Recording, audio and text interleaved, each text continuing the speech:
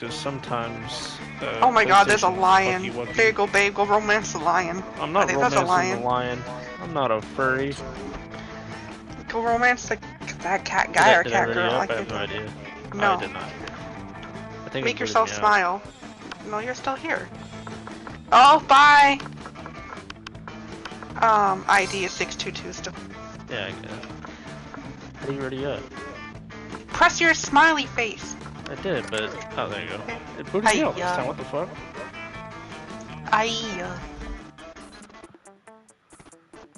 We're going to school. Oh, I guess we can do the First second term later. Yeah. Full game. Yeah. Spooky high school, the sweetest years of our lives. Back then we were young and unafraid. I gotta move my cup because I can't see the subtitles. You can be Sometimes the narrator. Sometimes reckless, sometimes brilliant, sometimes just stupid, but always willing to live life to the fullest. We were on a wild journey to discover who we really were. So this is you. Who are you gonna be, babe?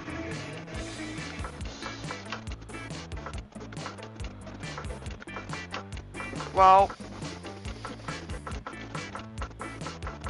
just gonna use my Twitch name.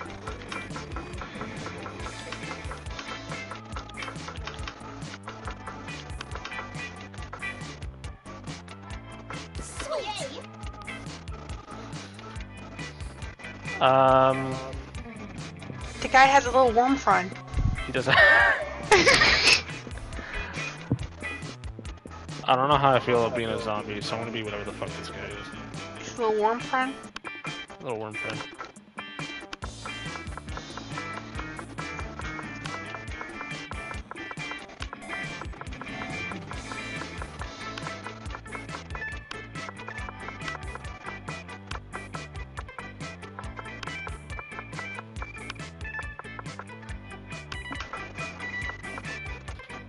Nah, you a sheep. And we have yet to experience its ultimate challenge, the monster prom. This game is already waking me up. I remember it clearly. 3 weeks were left, and as we were fantasizing about our dream prom dates, we were all scrambling to catch the attention of one of our 6 most charismatic classmates. Ooh. Or charismatic classmates. I can't English. We have Miranda Vanderbilt, 19 years old, a sweet mermaid princess who was as cute as she was genocidal. Damn! Damien Lave, 21, a fearless demon with a taste for destruction and a love for fire. Scott Howell, 21, a werewolf, an athlete who compensated for his rather small brain with a stupidly huge heart. Liam DeLioncourt, 4XX, a hipster vampire whose standoffish demeanor hid that he was truly a lovable dork. Yay! Polygeist, 22, a party ghost with an insatiable hunger for all the wrong things. What? And Vera Oberlin, 23, a mean self-made Gorgon with a merciless sense of business. Man, I'm gonna. I don't feel connection with anybody. I'm gonna go with mermaid who wants to kill things, babe. I was thinking about it. It was clear it had to be one of them, but who? We had only 3 weeks to choose our prom date, and even more daunting, we only had 3 weeks to woo them and conquer their heart. But as I already said, we were young and unafraid, and we were ready to start.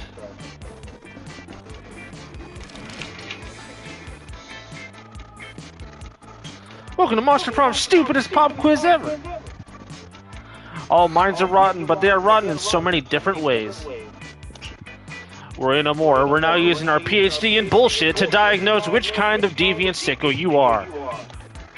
Monster Prom stupidest pop quiz ever, trademark. We'll throw a bunch of absurd questions at you and turn your answers into characteristic stats.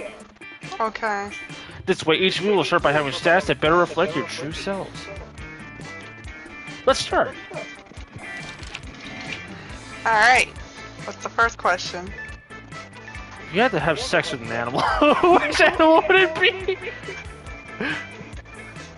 You have a human being because I'm the kind of douchebag who loves to find loopholes in stupid questions like this one. A swan, they're classy, plus it reminds me of that myth of Leda and the Swan, and at least by bestiality standards, it has certain chick appeal. A great white shark, if I had to fuck an animal, let's at least make it a story worth telling.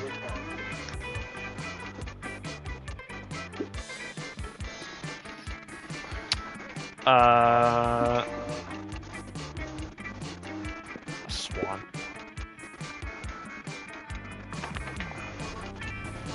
What is your soul emoji? The emoji that speaks the truth of your soul. A Caucasian guy with a turban because fuck stereotypes. Octopus emoji, best animal on earth. I know of 5 mixed drinks, 3 fun candy cocktails, 17 sex positions that involve one or several octopi.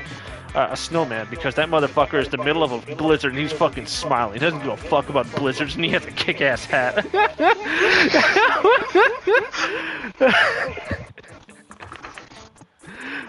What would be a deal breaker for a potential lover? If the person is boring, mediocre, the person hates the outdoors, the person's a coward, lacks manners, or lacks taste.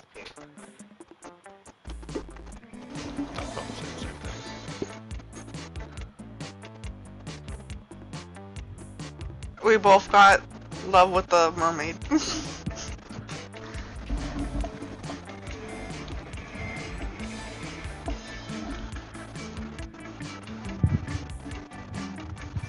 go.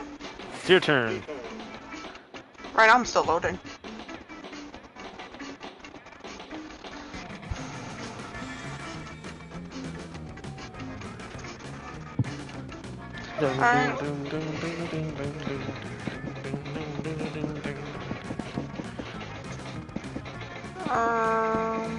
Library.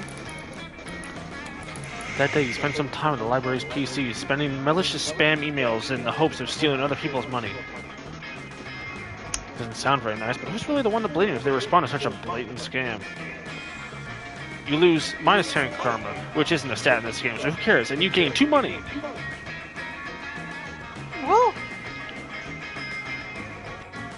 Later, you see Miranda and Vera cornered by the wolf pack, who are watching them like a pack of wolves.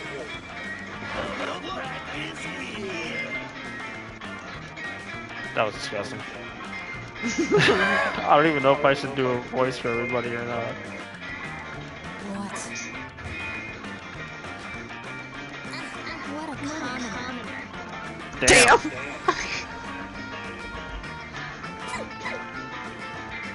Jesus.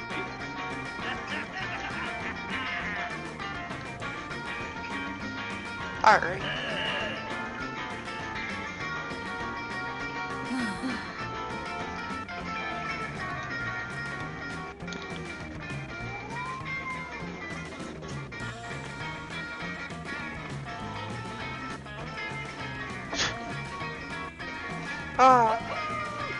This guy needs Jesus.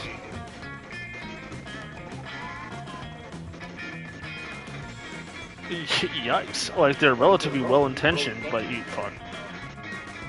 I forgot who was who. Well, that was the narrator.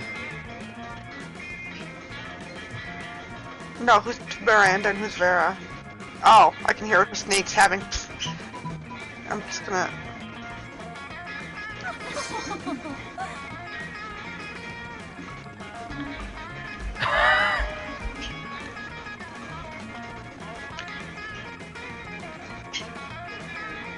Your one and only Vera Oberlin. Damn.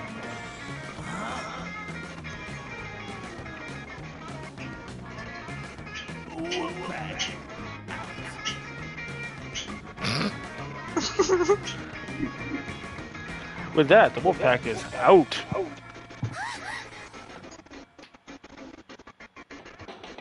So pathetic.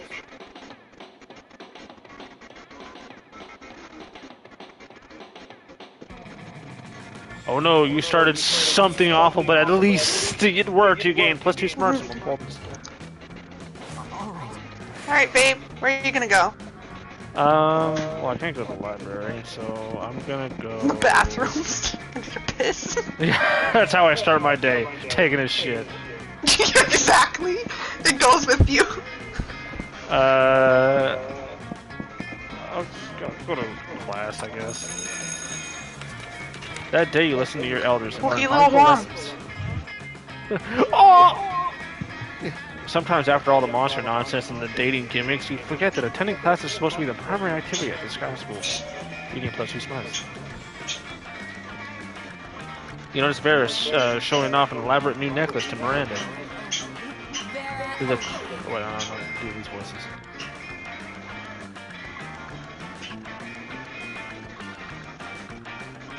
Disgraceful.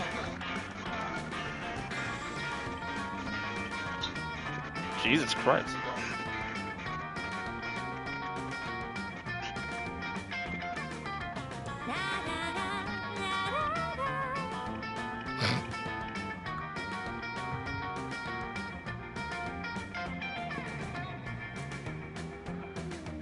What the fuck? What is this? Just because the girl's a mermaid, do you think the water park's for her? Probably, to be honest. But it depends on who you're going for. It's either you choose who you want to go with, or you go with your own gut. What you want to choose. I'll probably go with my own gut. But out of these two? Oh god. Buy their houses. Damn, not so fun. So you landowners have been stealing massive quantities of our silver. Oh fuck! Merely for your amusement? This explains why my uncle, the Archduke, was recently assassinated. Oh my god! What a commoner. You make a hasty escape before Miranda can summon her guards. You lose -2 smarts and -1 fun. I mean, Damn, but you got I a just heart gained with the smarts snake and girl. lost it. Apparently. Side player order. Random? Random, I guess. I'm going first.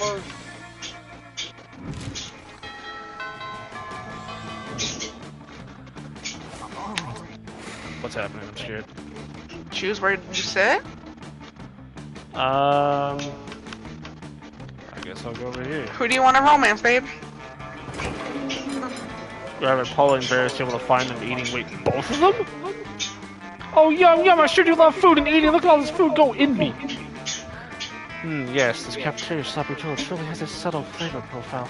Finally, you notice the cause of this absurdity. A well-dressed businessman sitting at the next table, watching both women intently. Oh yeah, I know you like this, baby. My eating is realistic and erotic. Be cool, Polly. That man wants to pay us for eating in front of him, not screaming about eating. Is this not what eating is? I forget. While Vera tries to explain eating to Polly, the businessman shyly approaches you and gives a small bow.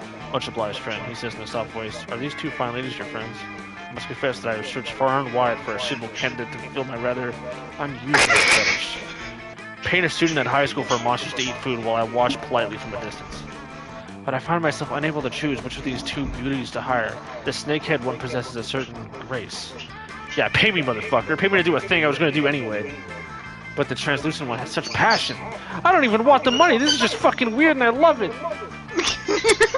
In your opinion, the businessman finishes, which would be the wiser choice on my part?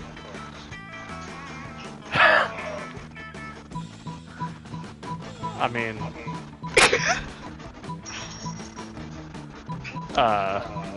the Gorgon. The businessman strokes his chin and nods. You have a point, he says. The ghost only has one mouth. Also, food seems to go right through it. This Gorgon, meanwhile, has countless mouths. Such value! Value is right, Pervo. 1,000 in cash up front. You pay for all my meals, and you give me your pants. Holy shit, he's doing it. He's doing it. He's eating naked.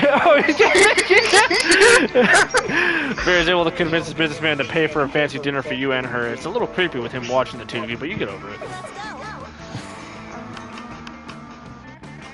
Where do you want to go?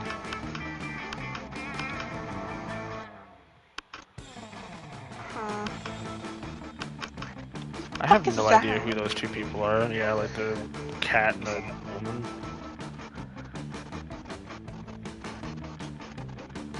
I don't know what table to go at.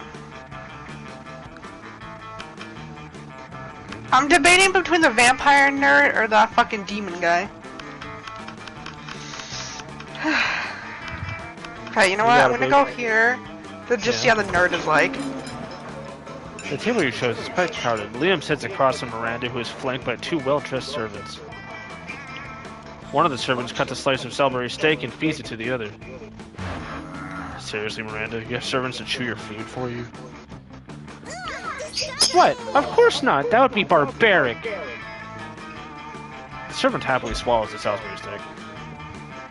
I have servants to eat for me. They're called eating serfs. Don't you have any? First of all, no, I don't eat food. Second of all, that totally defeats the purpose of eating. Aren't you worried about starving? Why would I be? My serfs get all the calories I need to stay fit and healthy. Ugh, I have no objective reason to care about this, but suddenly it's all I care about. Someone convince Miranda to stop this madness!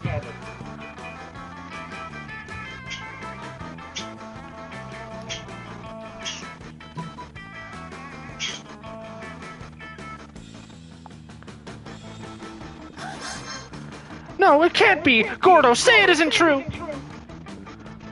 But Gordo can't say anything because his mouth is full of delicious Salisbury steak. Salisbury steak which he is obviously eating entirely for his own benefit. Traitorous dog! Do you want me to starve to death? Is that your plan? I think maybe he was just taking advantage of the fact that you don't understand how food works. Taking advantage of me? Scoundrel! Burpee! Eat Gordo for me at once! The two serfs look at each other, then stuff as much food as they can into their mouths before fleeing the cafeteria. Alas, how will I ever get my recommended daily allowance of nutrients now? You could try eating?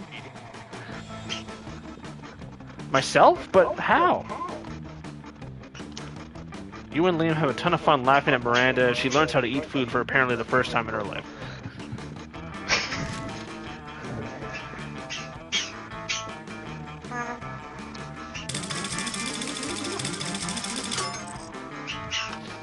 Alrighty.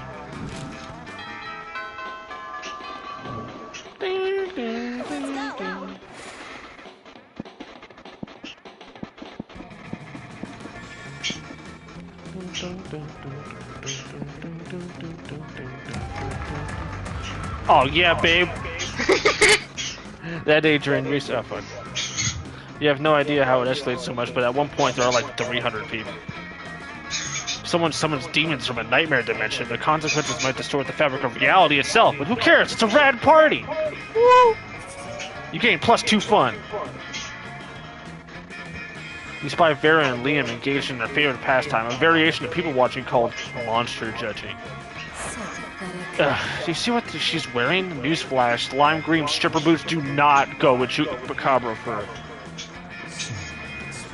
At least she made a choice. I've already seen 6 people wearing the same Air Gorgon sneakers. You really are the lucky ones, Liam. Most people are just absolutely hideous. But even their hideousness is mediocre. Most people are hideous, but I have yet to see one who is the most hideous. I wonder what such an abomination would even look like.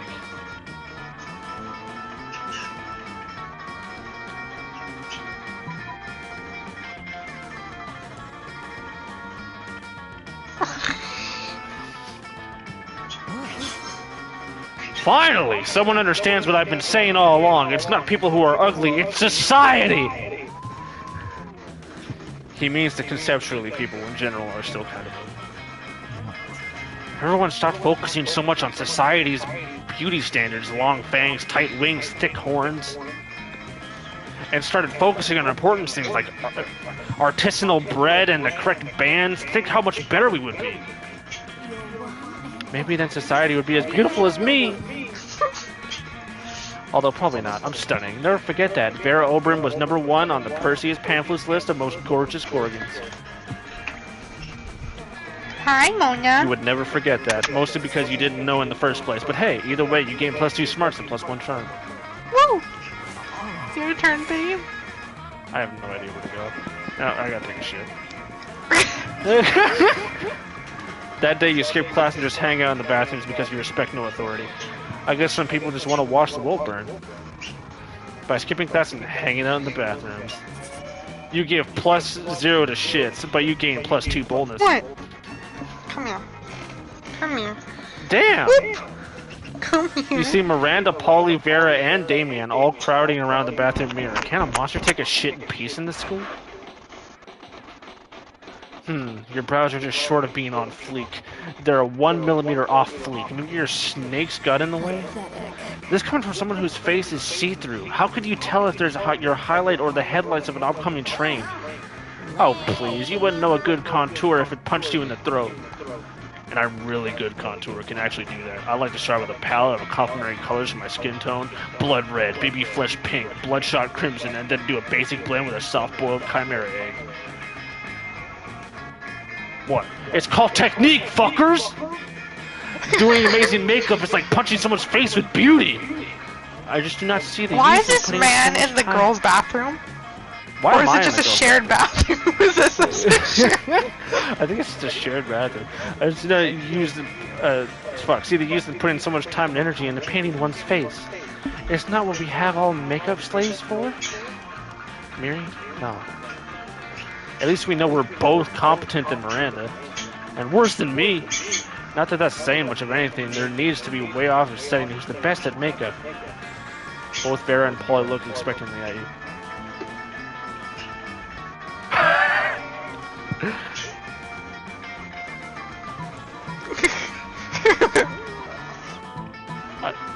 Yes.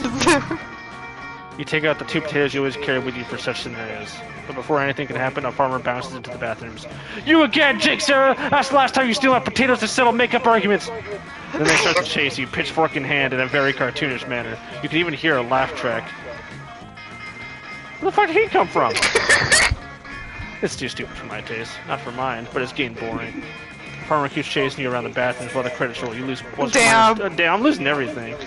That's okay, fucking potatoes. Oh. Oh. Oh, something happened to you. You're having your evening tea at a nice place when you start feeling sleepy. Next thing you know, you're waking up in an abandoned warehouse. Finally! Hello? It took you 2 hours to recover consciousness. Rude much? Anyway, let's do this quickly. I have someone else to kidnap at 9. You're here tonight because I might or might not be starting to get feelings for— oh shit. Whoa. But feelings are dumb and blind and flightly and dumb.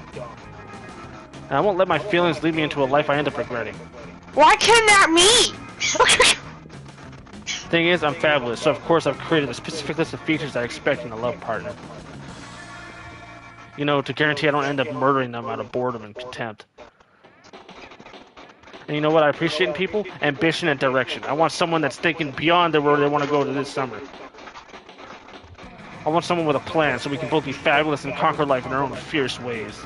What does this have to do with me? So tell me, would you describe Jake Eyre as an ambitious person who's planned an amazing future for himself?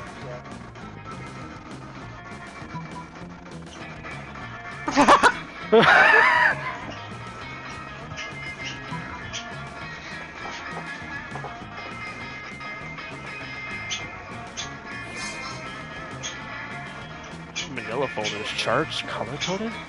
I don't know who you're trying to romance, babe. I'm just helping you. Those are the key words to getting a lady excited. You're pretty sure they aren't, but sure. I wonder if he uses the same color codes that I use in my plans. Who knows? Even our life master plans could merge. I'm looking forward to analyzing the degree of compatibility in our lineage plans. Ah, look at me getting all romantic. Vera sure has a unique sense of romanticism. But you sure will be good enough for Jake's era. You gain +3 charm for your good deed. Woo! You're welcome. Oh, thank you.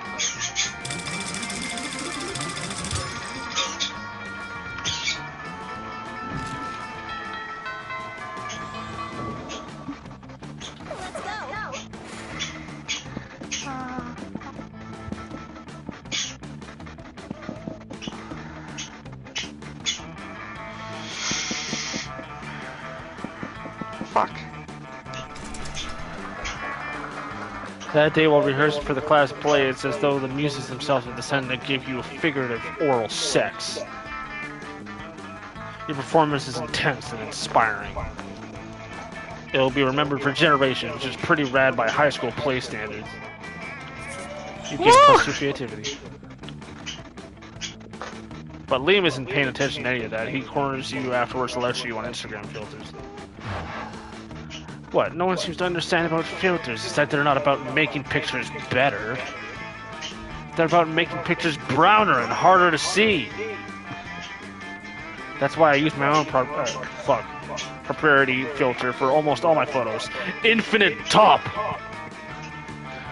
It's also probably why I have only 6 Instagram followers, but we must all make sacrifices for our art. In any case, I have to go. There's a dead rat in the parking lot that I simply must document. What the As soon as fuck? Liam's gone, Miranda peeks out of an air conditioning duct. What? Goodness, the situation's even more dire than I thought. If Operation Make Liam Popular again is to succeed, we must get started immediately. What's that? Why, yes, of course you're part of my operation. I unwillingly force people into my service all the time. Oh, you must know why it's called Operation Make Liam Popular again. Well, he's been alive for, like, centuries, right? I'm sure he must have been popular at some point. I'll check the history books later. There's no time now. Phase 1 is getting Liam more Instagram followers. I took the liberty of having my royal spies discover the password to his account so we can give it a total makeover. But what to do?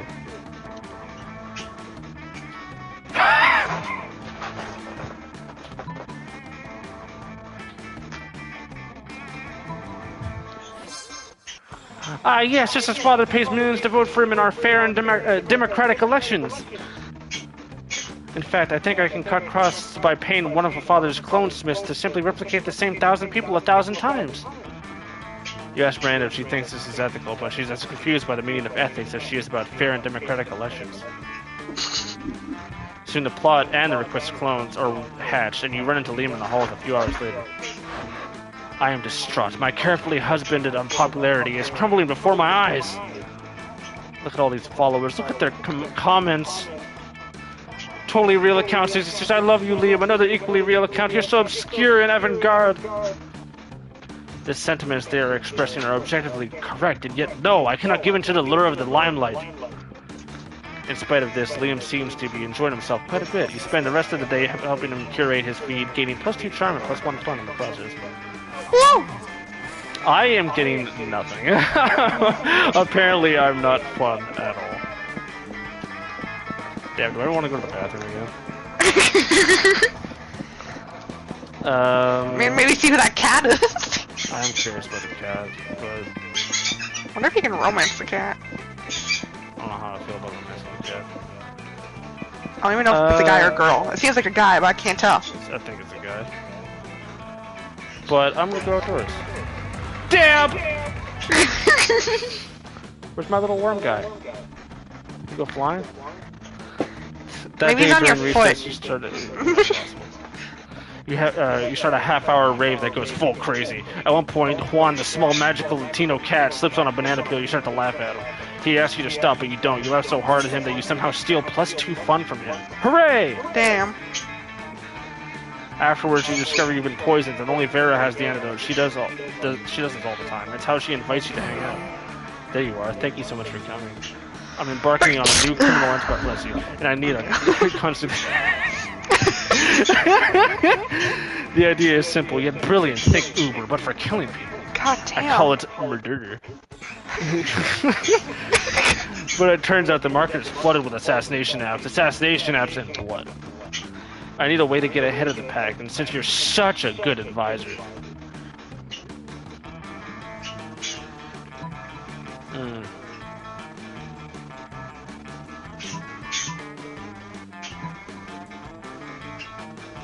I don't know. I have a guess, but that's on you. Yeah, I got a thing about this. Go with viral marketing. You could do that? That was the Great. one I was gonna choose. You can use my private chemical weapons laboratory. And so, this is working better than I ever could have imagined. Demand for murder has gone through the roof since you released that virus. Sure, the side effects include vomiting, blood tears, male lactation, cobra feed, time dilation, rigor mortis, rectal teeth, renegade spleen, microaggressions, sudden tattoos, hair trauma, liquefaction, and coughing. But it's well worth for the profits I'm racking in. Plus, I'm making literal killing, selling people the antidote for all these side effects. It's not actually an antidote, though. It's just very addictive cough syrup. Same difference.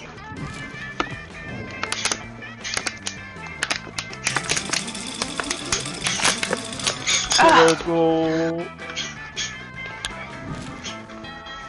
Bing, bing. Alright, who are you gonna set win now? Damn. I could totally cuck you for the vampire. Damn. I mean, I don't know who else to go for. I don't want to talk to the fucking... You're the genocidal fucking mermaid. Or the ghost. The fucking cracked head ghost.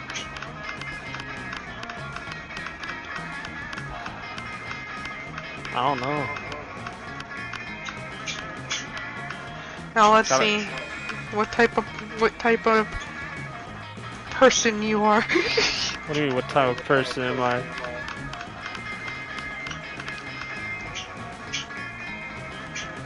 What are you walking? Damn. Oh, it's a girl.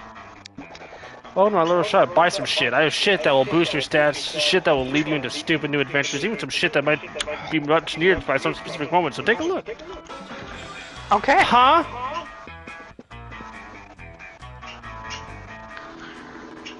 What the fuck?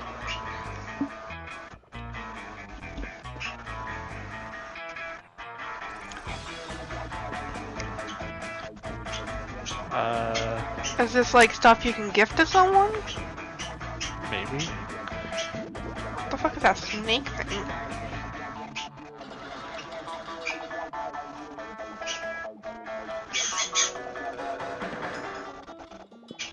I can get a fucking fake best. Of course.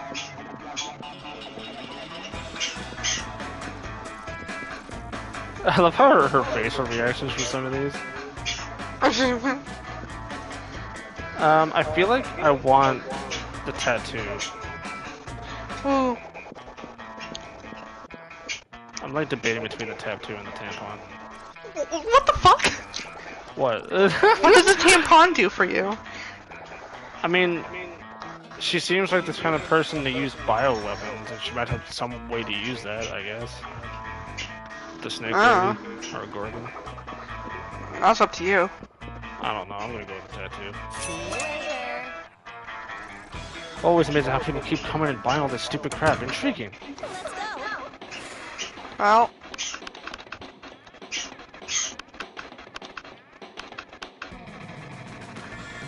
Well, it would be terrible if I didn't sit here. Because, like, if you sat here, I would have just sat here and tried to talk to that red dude and see how it is. You take your seat beside arguably the two coolest monsters in all of Spooky High. Here's hoping you can keep up with them. Kara, are you eating manicore steaks again? Yes, and it's delicious. Don't you know the amount of cruelty involved in the mainstream meat production industry? This guy seems like a rare. Yes, and it's delicious. Besides, Liam, you're a vampire. Don't you only consume things that are dead? Well, yes, I suppose, but it's always ethically sourced, organic, free-range, and human. The human population is out of control, and eating them is the most environmentally responsible thing to do. Listen, Liam, I happen to have a personal feud with every single animal I eat. I make sure to eat all of them first and ensure I'm devouring only the ones I hate the most. It makes it extra tasty. Well, then, surely you can inflict such pain without going through the cruel meat industry and supporting factory farming? Isn't some cruelty better anyway? Or isn't home cruelty better anyway? You may actually have a point there, and if I get my hand in the pot, I can inflict even more effective and specific pain, and I bet there's even a way I can make money off this too. Hang on, somehow I've ended up arguing against my own interests here. Liam, do you want to find an innovative and creative ways to move society forward, or do you want to oppose cruelty like every other weak mainstream loser? You can actually hear Liam's brain shaking as he struggles between his desire to be perceived as ethical and his desire to be perceived as creative. Maybe you can step in and help him.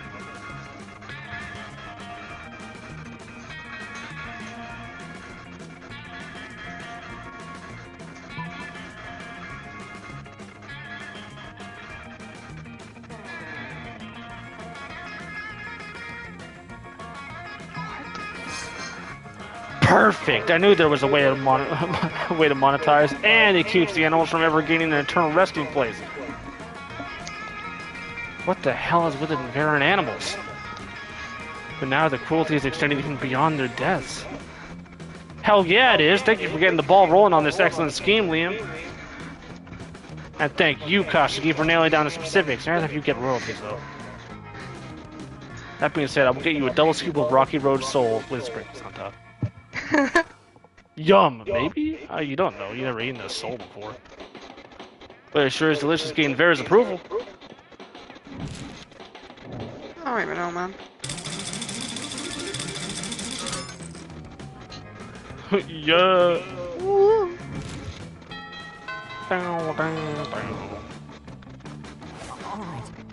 Alright.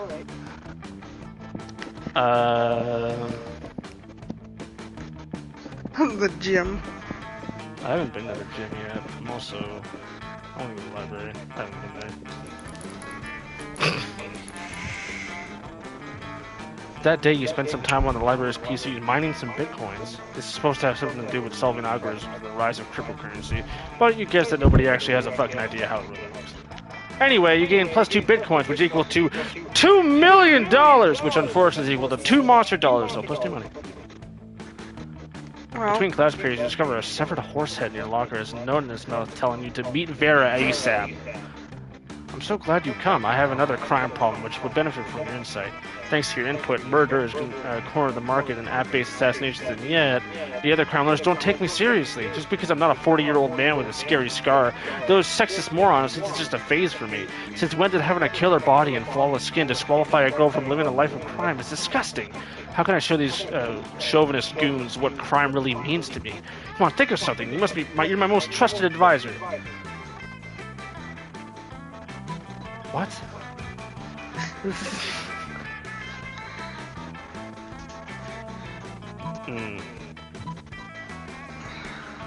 Go with this. Damn.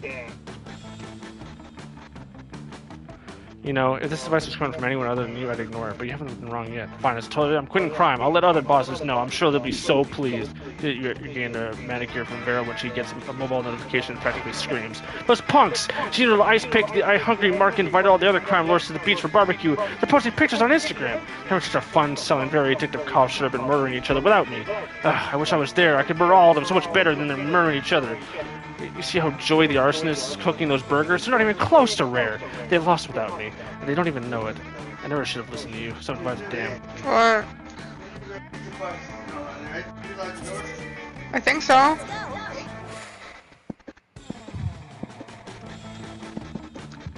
The brain between the gym or the class. Where do you think Liam would be? Class. That day, the teacher is tired of teaching, so she recurs to the classic technique of not giving a shit and putting on some kind of historical TV show for you to watch. What you don't expect is that it's super effective! God bless the golden era of television. The TV show is compelling thanks to the ridiculous amount of nudity and bloodshed, but at the same time, you actually learn a lot about history. You gain plus 2 smarts. Afterwards, Miranda beckons to you from a darkened corner. Psst! Co-conspirator!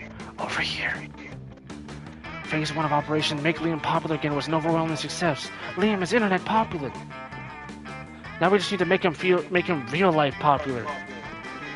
And what better way than making him Prom King? Unfortunately, when I asked him to run for Prom King, he said, and I quote, "Never, never, never. Not 100 years, and that's not an exaggeration because I've been alive for hundreds of years and I've never run for Prom King, so there you go." Which was clearly his cryptic way of saying he wants to make him Prom King. My first thought was to murder the current Prom King after establishing Liam as his rightful heir, but I couldn't find any bloodline charts to work from.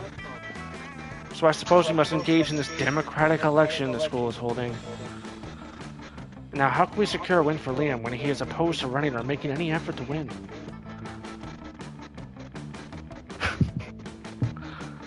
I can pay a million people to vote for.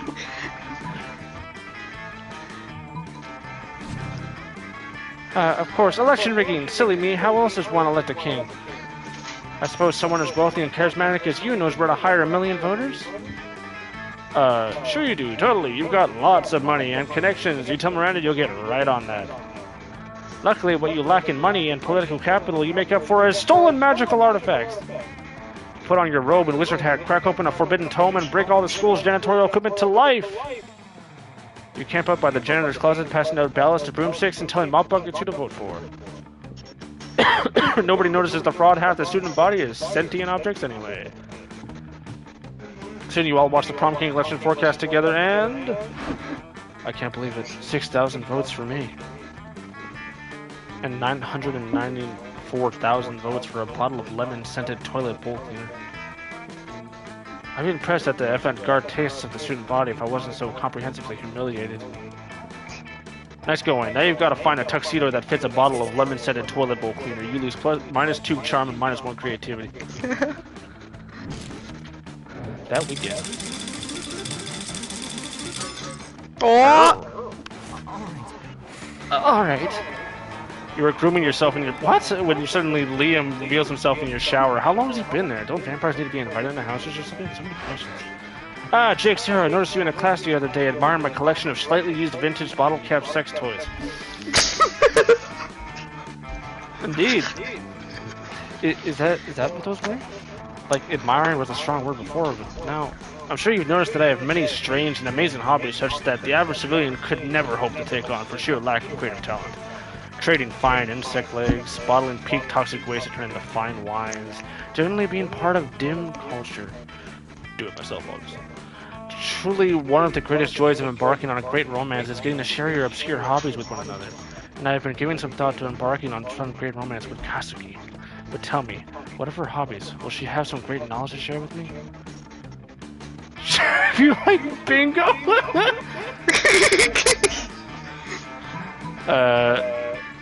You definitely do this, babe. Oh. Yeah, you definitely, you're the founder and head editor of Exotic Aquatics, the guide to breeding rare fish for agility competitions. Fuck yeah. Exotic Aquatics, why, I read that every month! I guided my prized turquoise tang Trixie through a tunnel maze based on those teachings. I had no idea that it was Kasuki who was responsible for that. Truly, I cannot wait to hear more about her exotic aquatic prowess. Perhaps at prom. Man, you sure hope that Kasuki actually knows shit about fish, so you say some ridiculous things that you cannot for the life of you keep track of, which are true and which are lies. You'll be keeping your fingers and fins crossed for her. Meanwhile, you get +3 creativity. Woo!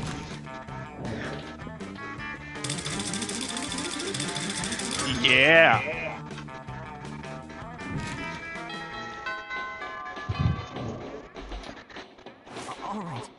Alright. Where are you gonna go first, babe? Have I been to the auditorium? I don't think so. You haven't, Yes! Look, my little worm. Look at that mustache. Mustache. Oh my god! What? You fucking crackhead! Get over here! Mona! Come here. What'd she even do? You crackhead. Calm down. That day while rehearsing for the class play, you aren't especially good nor inspired. For once it seems you aren't getting the classic creativity boost from the auditorium. But afterwards, while talking to your classmates, you're having trouble conveying your point in discussion, so you decide to convey it through music! You start singing and suddenly everyone else joins you in a kick-ass musical number. It's so amazing that the people with whom you are arguing totally get your point and change their minds once the song is over. Gain +2 Woo! creativity. Who you run into now? In the course of your activities, you come across Vera and Polly hatching yet another scheme. You sneak a little closer to your music job. Listen, this has been a fruitful partnership so far in terms of making people look like imbeciles, but I think it's time we monetize. Sick burns don't buy fresh outfits. Yeah, whatever. I guess I could use some new thongs or whatever, but like, I don't want to stop making people look dumb just so we can make money. I don't want to sell out. Personally, I can't wait to sell out, but you have a point. We can't sacrifice our brand. The question, of course, is how do we do both? Yeah, how do we get rich off yanking people's chains? Ugh, careful with your choice of words, Polly. What? Chains are a big thing for ghosts. Of course. They don't seem to have any immediate ideas. Maybe you can offer a solution. I can't.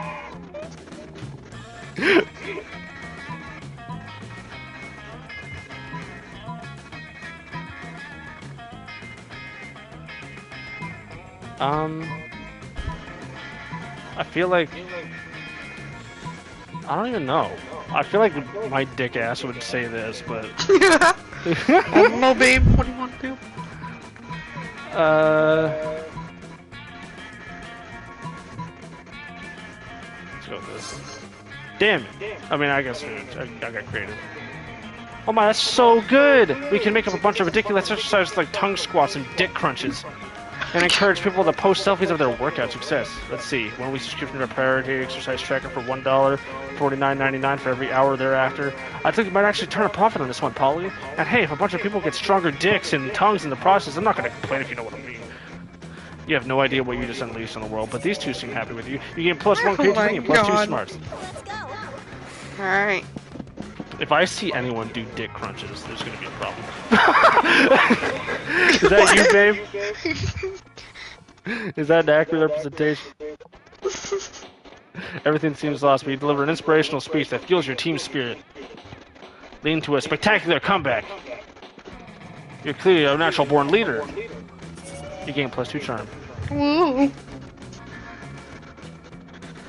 Scott strolls by, happily munching on something. Liam gapes at him, appalled. What on earth are you eating, Scott? This delicious new flavor of Fangel's potato chips, Maximum Ultimate, Double Barbecue Massacre. Really? Because it looks like a raw severed goat head inside a cardboard tube. Oh yeah, I guess it does. I could have sworn it was a potato chip. Still tasty though. Tasty? Tasty? Does wanton environmental destruction sound tasty to you? I don't know. Is that kind of jerk? No, Scott, don't you realize that in order to harvest these ghost heads, Fangles, and decapitate millions of innocent goats every year? I had a small seizure there. But what do you do? What do they do with the bodies of the goats? Oh my god, look at his fucking face. Nothing. It's an horrendously wasteful practice. Oh no, all those poor headless goat bodies running around and bumping into things. We have to stop them. Wait, really? I was just trying to make you feel guilty. I didn't actually think of a plan of action, but if someone were to suggest one.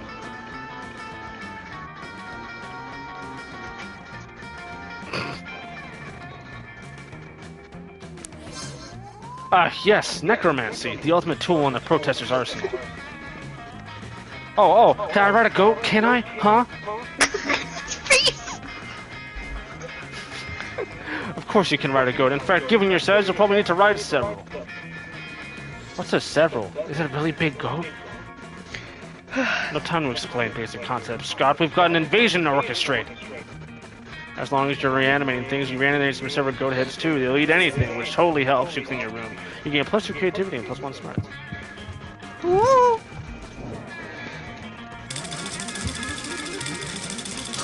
Man, I'm going first all the time now.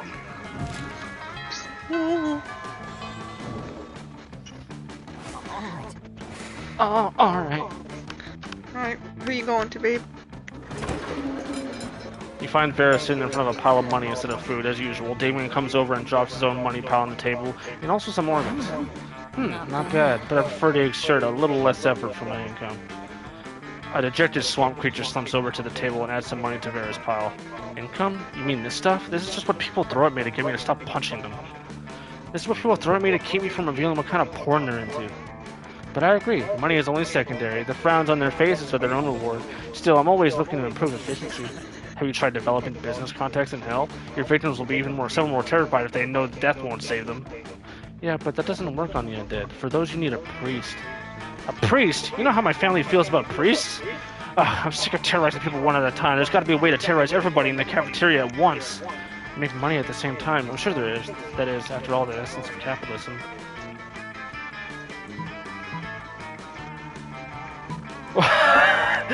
What? How does someone trick people into doing that? I don't know. What the fuck? You know what? Fuck it. Simple, elegant, raunchy. I like your style.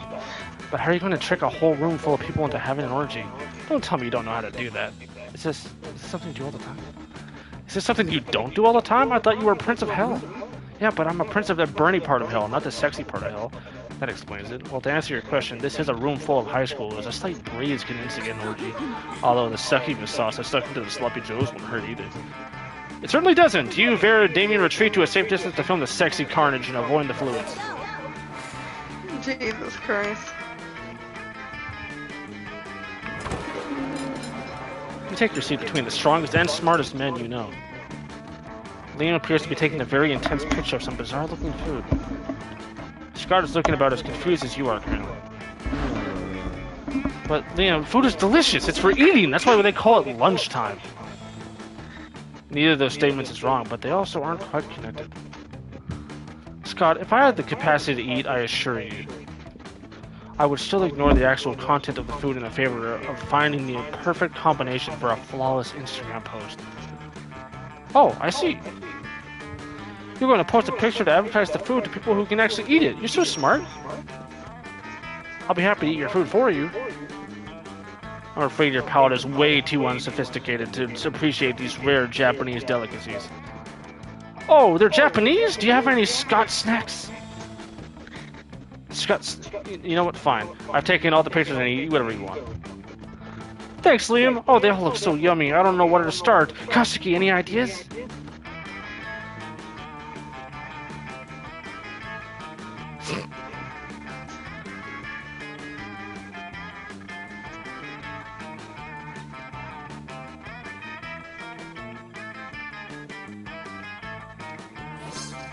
Oh, Katsuki, I always knew you were a monster of impeccable taste. Actually, that isn't true. I assume everyone has horrible taste and a useless aesthetic. But in this case, it's pretty clear that this assumption does not apply to your beautiful self. Did I say beautiful? I mean, your aesthetic is beautiful. Because we have the same aesthetic. The loose-shaped custard picture that has already gotten more likes than any other food on this table. And it's absolutely delicious! How could the way it tastes possibly have any relevance to a conversation about food? Liam, you're so smart that I don't even understand how that makes any kind of sense. Thank you for being someone with whom I can actually discuss the important nuances of Japanese food features. It appears to be you and me against a very ignorant world. Yeah, stupid everyone else for actually eating their food and not taking pictures. Thank goodness you and Liam have each other XOXO. Am I going first again? Nope.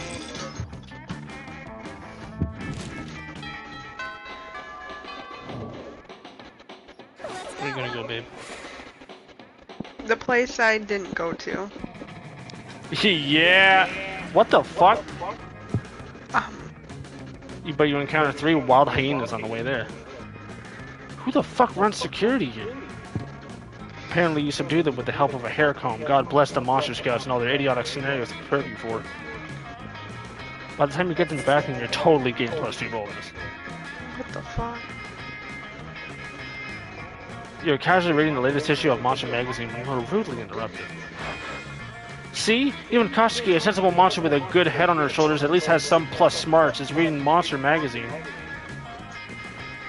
Yeah, and that's bad because we're warriors, so we need to fight. Scott takes the magazine from you and punches it. Hooray! Let's go solve another of the world's major problems. No, Scott, we're social justice warriors. You see, Katsuki, ever since our major success with the Fangles goat head debacle, we've taken it upon ourselves to stand up against injustice.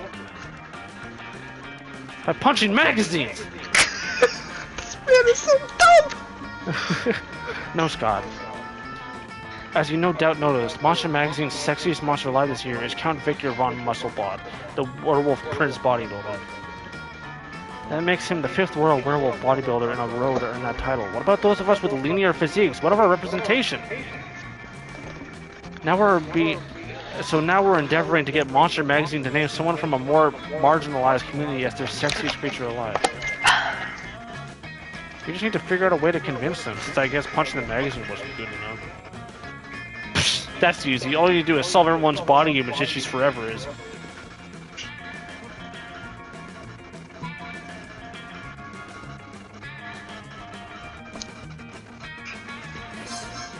Oh yes, good plan. I love being a warrior.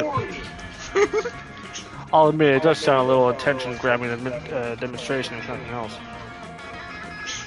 Hot diggity dog, we dare you off to storm the Monster Magazine headquarters.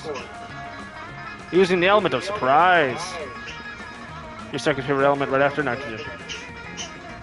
You're able to overpower Monster Magazine security and march straight into the editor-in-chief's office. We demand better representation!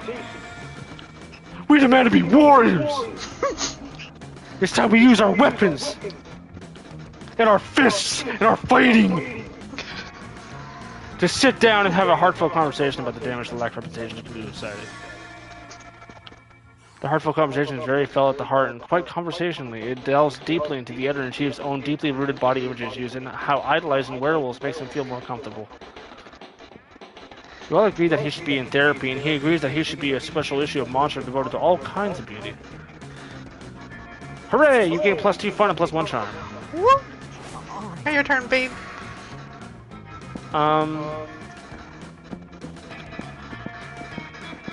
Where haven't I been? I haven't been. Jim? That day an epic dodgeball match takes place. Many people fall during the battle. You can't take any more, so you valiantly go straight to the other team's leader and start negotiating for a truce. After hours of intense diplomacy, you commit to an agreement. One unexpected twist. You gain +10 righteousness, but this game is so wrong in so many ways that you would be lucky if you could do anything with that. So +2 charm. Hey Jake, Sarah, remember that one time at that one party where you explained to me in a great detail your brilliant secrets of the business world? Holy shit, you do not. That doesn't sound like your area of expertise at all. You must have been pretty drunk. But it's fair, so you smile and nod. Well, I will be attending a very fancy and important business dinner event tonight full of powerful people by exclusive invitation. By exclusive invitation, I mean I'm going to use my Gorgon powers to turn the concerts into stone and then sneak in. I'd love to see what put other people's money where your mouth is if you're not doing anything tonight. You're planning on reorganizing your collection of very rare mint-condition Pokemon cards, the popular trading card game based on even more popular video game, Pocket Humans. Each card depicts a human being with a specific job and bio, but that can wait. So when the time rolls around for your fancy business dinner, you shove them into your pocket and roll out. They said, over here, glad you can make it. I've been racking business cards hands over claw so far. I met Gertrude Gorgonzola, the diamond tampon tycoon, and Ray K. Bebop, the social media influencer rapper robot, and they're both very excited to do business with me. How have you done so far? You turn out your pocket to show Farrah the evidence of theirs, which consists of a lobby card for the hotel convention, as in, and the only thing handed to you by a real businessman, a sticky note with the word "No" written in red Sharpie. Maybe I should have invited someone else, literally anyone else. No, it's okay, you still have an hour left of this. That's how pull out all the stuff and choose an amazing tactic to get as many business cards as you can to verify what a valuable business asset and or prom date you are.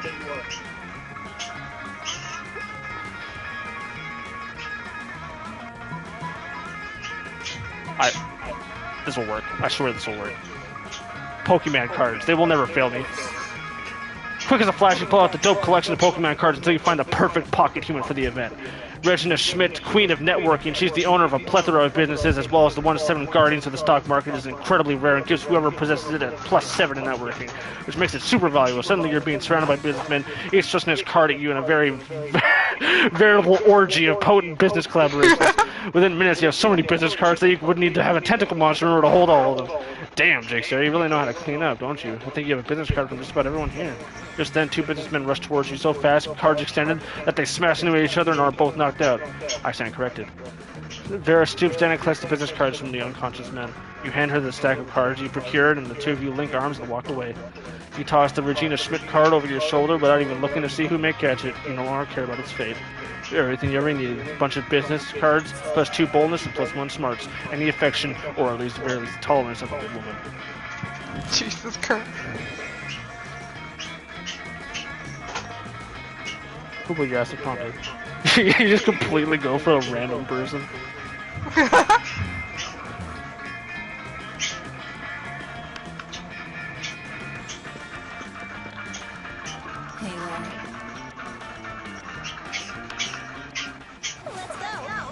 Let's see how it went for you, babe. You finally pluck up your courage and ask your beloved to go to the monster prom with you. You and me? Psh. I'd rather go to the prom with a bag full of garbage. Damn! Wait, that'd be so disruptive. Thanks for the insight. Enjoy embracing the eternal solitude, my friend. Now, if you excuse me, I have a bag full of garbage to collect. Damn, you're bad at interacting with people. What is that face he's making? Ew!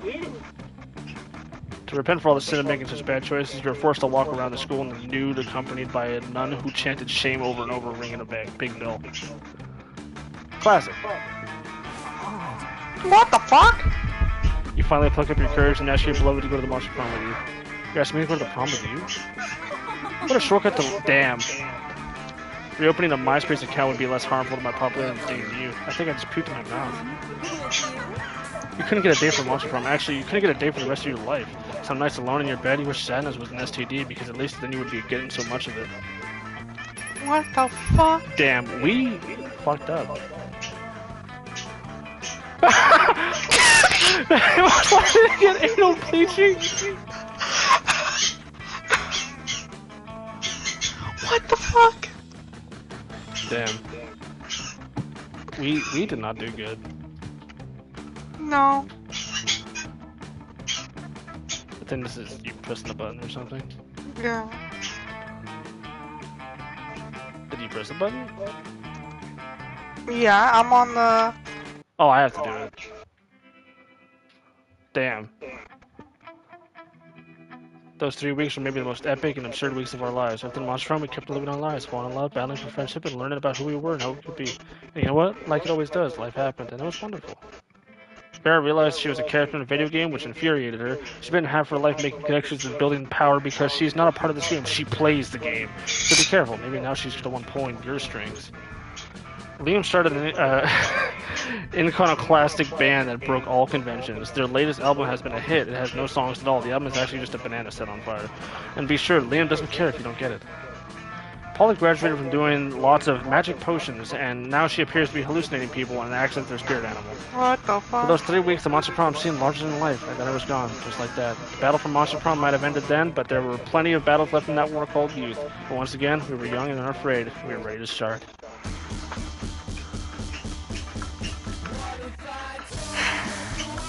You want to do the DLC one? The second term?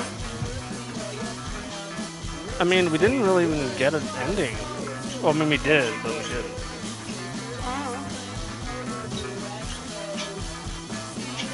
The ID to join is 652. I should probably skip this freaking thing. You just unlocked an erotic fanfic about dragons. What do you okay. You unlocked 9 new images. Okay. What was it? 652.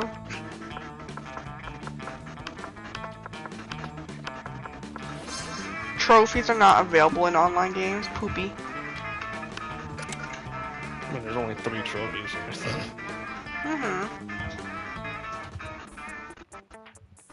So let me skip this part. Why not? I guess second term? I guess, yeah. I mean, we still have to do the first one again to get an ending, but do this one. You can also always do like it solo. Maybe it was hard to get someone just because we were both playing, and maybe it just... I don't know if we get 2 tries or something. I don't know. I guess there was parts where we just messed up or something. I don't know. Maybe, because there was a couple we did, right? I mean, we probably didn't have enough of like the stat that a person wanted. Maybe. Alright. Ready to be the voice, babe? I need to get a drink or something because my throat is dry. Okay. I've been narrating for... My phone died. Damn. I've been narrating for a while, is my point. Well, it did take the hour, like I said.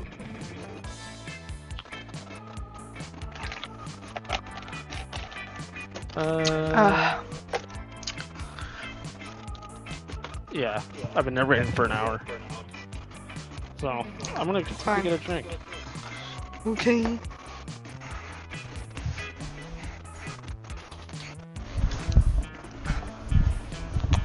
Hi, Monya.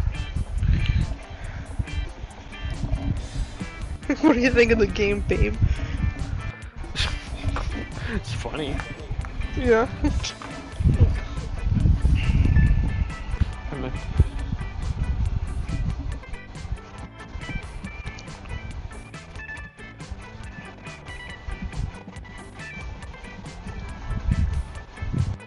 Alright.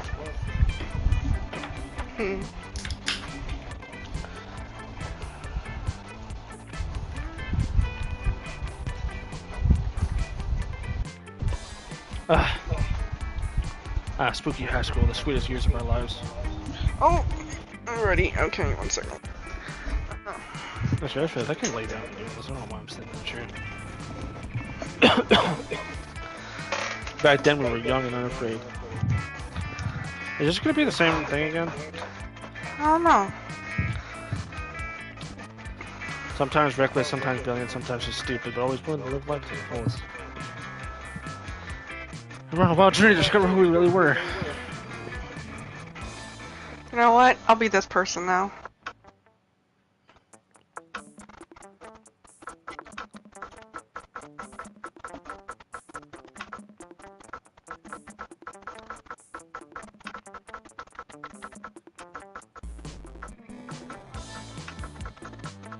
Ugh.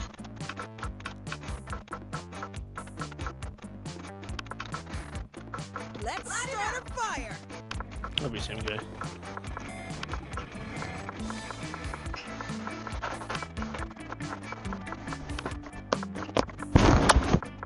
Hi, Monya.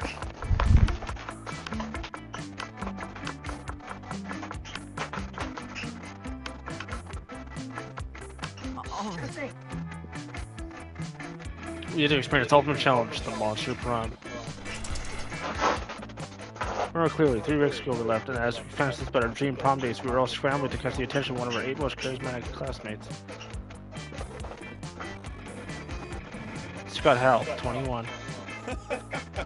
A werewolf athlete who compensated for his rather small brain with a superly huge heart. Miranda Vanderbilt. A sweet mermaid princess who was as cute as she was genocidal. Polygeist, 22? A party ghost with an insatiable hunger for all the wrong things. Damien Lave, 21. A fearless demon with a taste for destruction and a love of fire. Liam Delancourt. A hipster vampire whose standoffish demeanor hid the fact that he was truly a lovable dork. Zoe Forever? An eldritch cutie who went from endless deity of the dark realms to ultimate fangirl. Calculuster Hewlett Packard V108. Oh, 1.0. A library computer who had become a sentient robot ready to experience life to its fullest. And Vera Oberlin, 23. A mean self-made Gorgon with a merciless sense of business. It was clear it had to be one of them, but who? We had only 3 weeks to choose our prom date, and even more daunting, we only had 3 weeks to woo them and to conquer their heart. But as I already said, we were young and unafraid, and we were ready to start. Maybe I'll go for the stupid wolf this time. I mean, I feel like it's the same game, but they add the other 2 characters in it.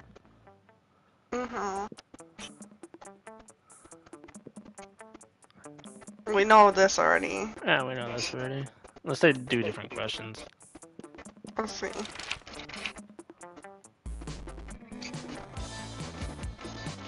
It is different questions. You're walking through the desert when you see a turtle on its back, baking in the hot sun, but you're not helping. Why aren't you helping? No time, too busy twerking. Because that turtle owes me money. Because fuck turtles.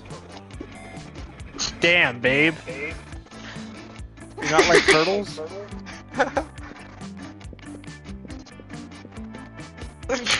What are you doing, babe?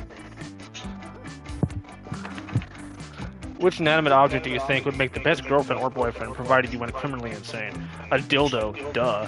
A human-sized pillow depicting a character created by myself. As a matter of fact, I have all the needed paperwork, and I'm only waiting for the conservative, narrow-minded laws of the country to finally step forward into a Hawaiipu husbando territory, as was clearly intended by God. An ATM sugar baby life. Here I come.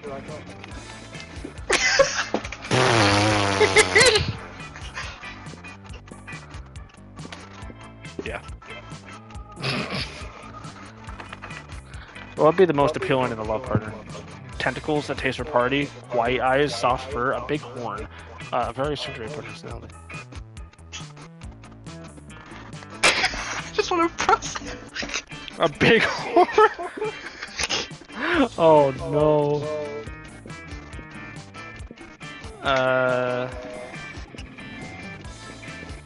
Tentacles. The world will end tomorrow. What will you do today? Netflix and chill. They always tell you the world is ending. I'll profit other people's hysteria. I'll finish my novel. Whoever comes after the end should know my legacy. 100 push-ups. No, 200 push-ups. Nobody ends the world but me. I'll end the world today. I always party as if there were no tomorrow, so who cares?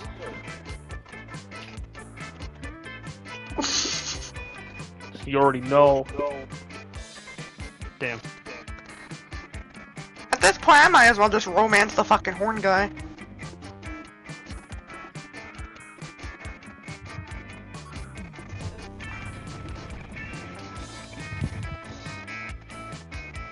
Let's do this. You got it, babe. You got it. Got what? It's your turn. Got Alright, loading. it's still loading. Fuck. I'm going to the I don't gym know why first I'm this loading time. so fast. That day, an epic dodgeball match takes place. Everything seems lost. You deliver an inspirational speech that fuels your team's spirit, leading to a spectacular comeback. You're clearly a natural-born leader. You gain +2 charm. Afterwards, you see Polly and Damien eating some delicious-looking cookies. Hey, would you like to buy a cookie to benefit the Agents of Chaos? I'm trying to get my destructive capitalism badge. All proceeds go directly to the Uprising of Chaos over order, and it's tax deductible. As I was setting fire for a nursing home the other day, I heard a voice echo so loudly in my head that my teeth rattled. It told me of an ancient order that was described to me in 1,000 voices. Blood trickled from my ears. And then the voices gave me a badge for harassment of the elderly. And I earned my first badge for being unable and unwilling to stop partying. My goal is to get enough badges to make a bikini out of and then wear it, nothing else everywhere forever. My goal is to get enough badges that Polly makes a bikini out of them and wears it and nothing else everywhere ever. I wonder what badge we should go for next and what hijinks we can get into to earn it.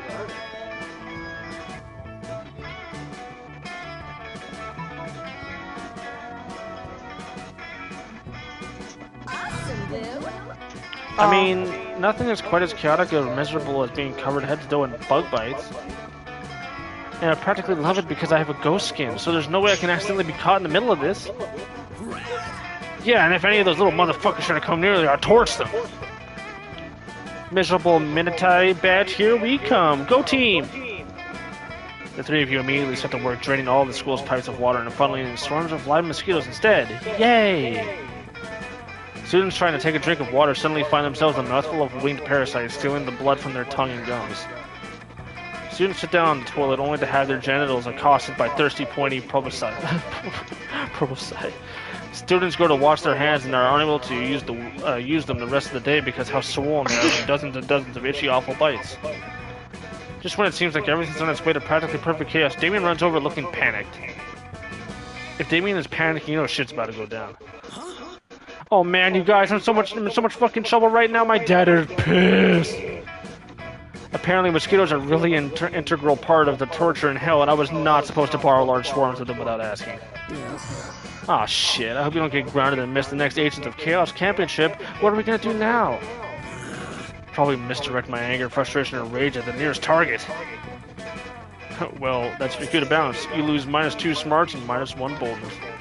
But for some reason, I gained heart with him for some reason.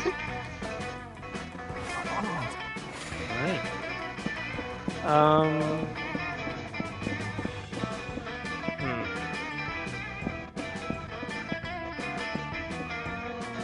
What outdoors?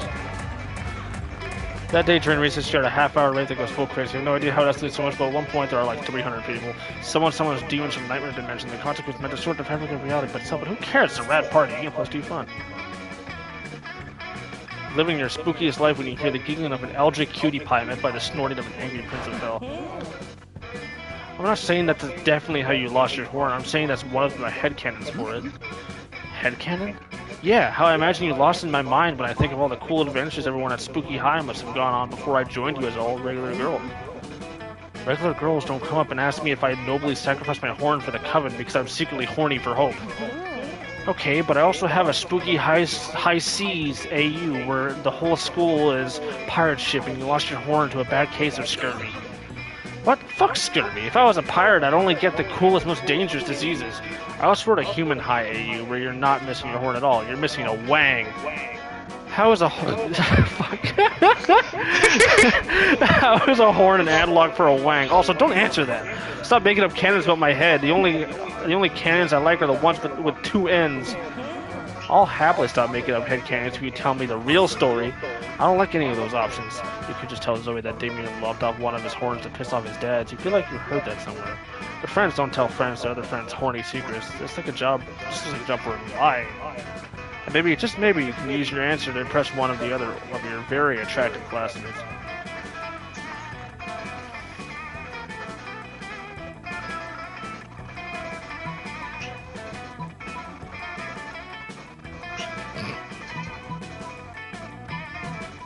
Well, if you're trying to which one do you think will please the girl? Oh. This is gonna be the most realistic spooky high fanfic ever. What? No, it's not! Don't you dare write that shit down! Why not? It's gonna be the sexy and steamy, and draw everyone's attention to the fact that demons' horns are potent aphrodisiacs. I can only foresee sexy consequences of this. That's because you're not the one with the horns attached to your damn body! I still have one horn left, you be tentacled dum-dum. We go to high school for horny monsters. Do the math! Oh no, do you think people might read my fanfic and come after you? Maybe. Arabi? Why'd you say the Demon Slayer's name with that thirsty look in your eyes? Because I wrote a really detailed fanfic where you and Arabi put aside your differences and she murdered me for my horn so she could sell it to fund murder of the other monsters because that's the only thing that could come of this. So you really think Arabi would read my fanfiction? God damn it, Zoe! And god damn it, Jake Sarah, for starting this shit! You're gonna get everyone in school killed if you go on like this. Jake Sarah, get everyone killed? But then there'll be no one left to write fanfiction about. I hate it when reality gets in the way of my carefully crafted fantasies. I'm out. Well, that certainly took a turn for the worse. Too bad, because writing fanfics and Zoe would be like a third base. You lose. -2 creativity, more fun. Well, it's okay, babe. Yeah.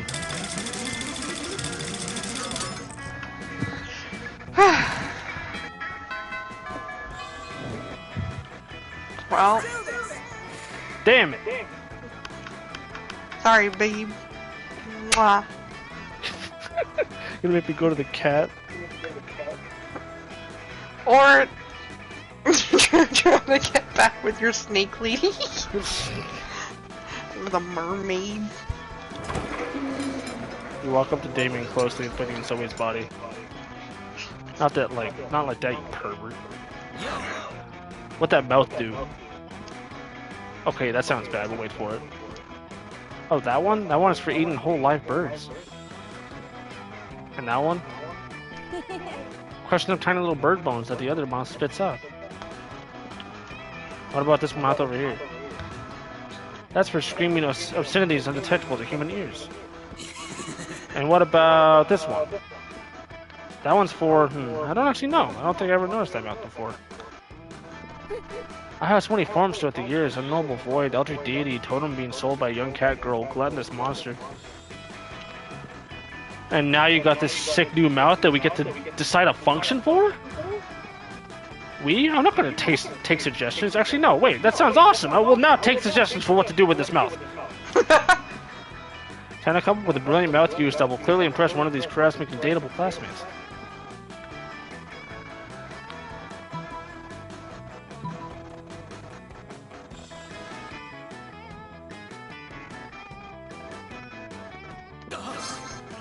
Wait, you can do that? Well, the realm inside my many mouths is an improbable nightmare dimension which bends to my every whim, so sure! But how? I've been trying for years, and the best I've been able to do is salivate while sounding vaguely upset. If I could scream puke, why could I finally express how I truly feel about child beauty pageants? Just to be clear, you can't do it. This is my mouth, so I'm the one who can do the screaming and the puking. I know, that's something I'll just have to come to terms with, but... Do you think you could scream puke just one time for me? Well... Please? Fine, just help me out here. Give me something disgusting to think about. Oh, toe fungus, hog lagoons, crony capitalism. It's so beautiful. You should have such a poet. What do they send as a crazy Martin, the werebear janitor, to clean up all the puke? Meanwhile, you and Damien go a little closer.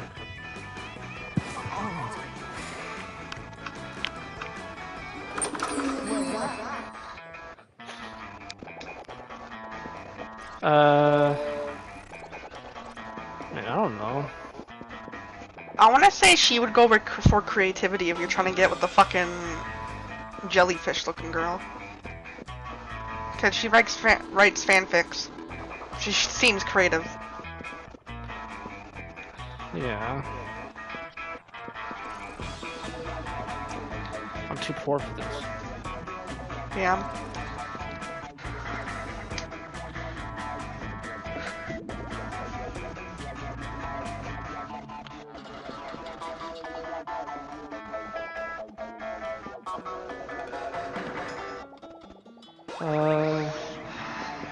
What's even this?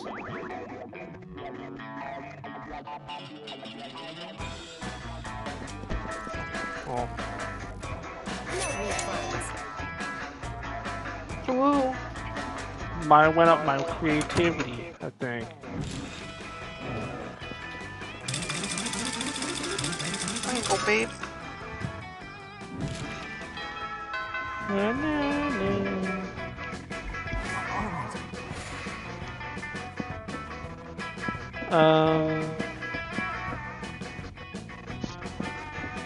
What auditorium? That day while rehearsing for the class play, it's as though the muses themselves have decided to give you a figurative blowjob. Your performance is intense and inspiring. It will be remembered for the generation, which is pretty rad at high school play standards, so you get plus 2 creativity. Meanwhile, Zoe seems to have trapped Pauline in some sort of algic binding circle. This should be good. Tell me! Girl, where's your chill? I already told you like a million times how I died. But each time you told me something different. Tried to fuck a toaster, suffocated by a good booty, gun salad, I've heard them all. Well, what's the truth, Polly? Huh? It's none of your business. No, but it is my hobby, and hobbies matter, Polly. Plus, the fans have a right to know. Fans have a right to leave me the hell alone. Secrets are sexy. If secrets are so sexy, then how come God invented Wikipedia? What? You're a god. You know that's not true. Now let me get out of this binding circle. I've got a haunting math experience. Sure, I'll let you out if you tell me how you really died. Polly gives you a pleading look, Zoe gives you an excited look. As usual, it's up to you to figure out how to help.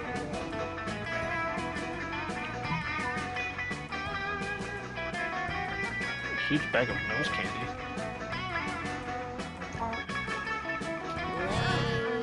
Oh, come on. You think this is the first time someone's offered me a mountain of nose candy in exchange for secrets? Give me a taste. Let me know you're good. You're legit.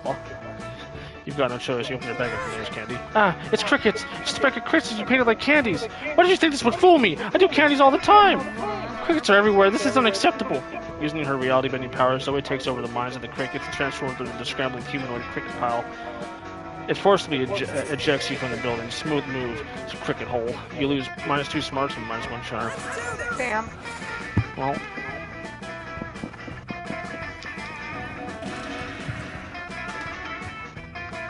That day you skip class and just hang out in the bathroom because you reject no authority, or you respect no authority. I guess some people just want to watch the world burn. By skipping class and hanging out in the bathrooms. You get +0 shits, but you gain +2 bullets. You're chilling in the bathroom with Damien and Randa. Thank the gods for co-ed bathrooms. Everything's going great and you're obviously very cool until you hear some noises. Oh snap, it's Crazy Martian, the werebear janitor. Damn, we're done. If I get caught skipping class again, they're gonna feed me to the school's dragon, or even worse, they'll make me come in on a Saturday. Ah, this is bad. I didn't bring my champion. Who would fight to the death to defend my honor? What can we do? It seems they're both waiting for you to do something, but how do you scare a werebear? No time to think. You must bust out of the stall and...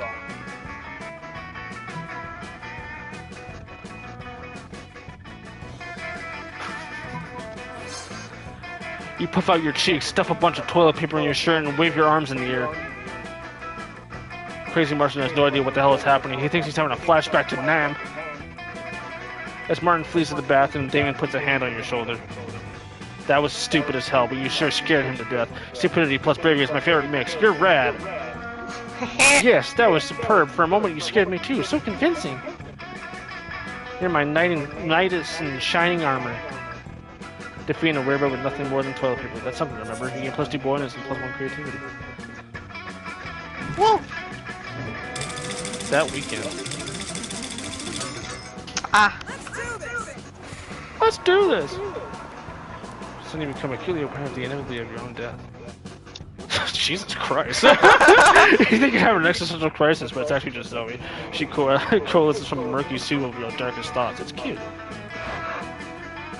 What's up, Klasky? Enjoying your weekend? That's cool, that's cool. Listen, I gotta ask you something. About Jake Sarah, you know, the one with the very nice butt and also probably a personality. He does got a nice butt. We've been hanging out for a couple weeks, and I have to admit, there's a spark there, but... What if Are we I'm on gonna our shit first myself with week? someone? I'm not gonna yeah. I'm gonna half-ass it, you know? Like, I'm gonna expect him to get all on the weird shit I'm a fan of. Magical girl anime, tentacle porn, the looks on a man's face as as he last shreds of sanity escape through his ears like wisps of screaming smoke. But I'm not, you know, selfish. I want to get into whatever Jake's is into, too. I just want to know what I'm getting into as far as fandoms are concerned. I don't want to have to invest in, like, Sonic the Hedgehog Space Jam mashup or something like that. Damn. So what's your girl, Brandon? What the fuck?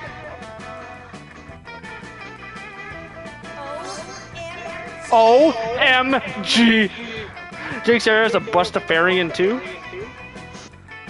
We'll have to compare collections. I've got all the history's greatest bus drivers. Bus driver Ephraim, bus driver Jewel, the acid rap sensation known as Bus Driver. I tried to get a card signed by our school's very own bus driver, Otto Wolfman, but his hands were permanently glued to the wheel by Mummy's curse. I wonder if Jake Sarah had a signed copy from back before Otto rang with that tune. I can't wait to ask. Thanks for the inside scoop, Kusky. As a show of gratitude, place like this, my spiciest bus driver trading card. Zoe hands you what appears to be a photograph of a bus wearing a thong. Juicy. You gain +3 charm. Woo!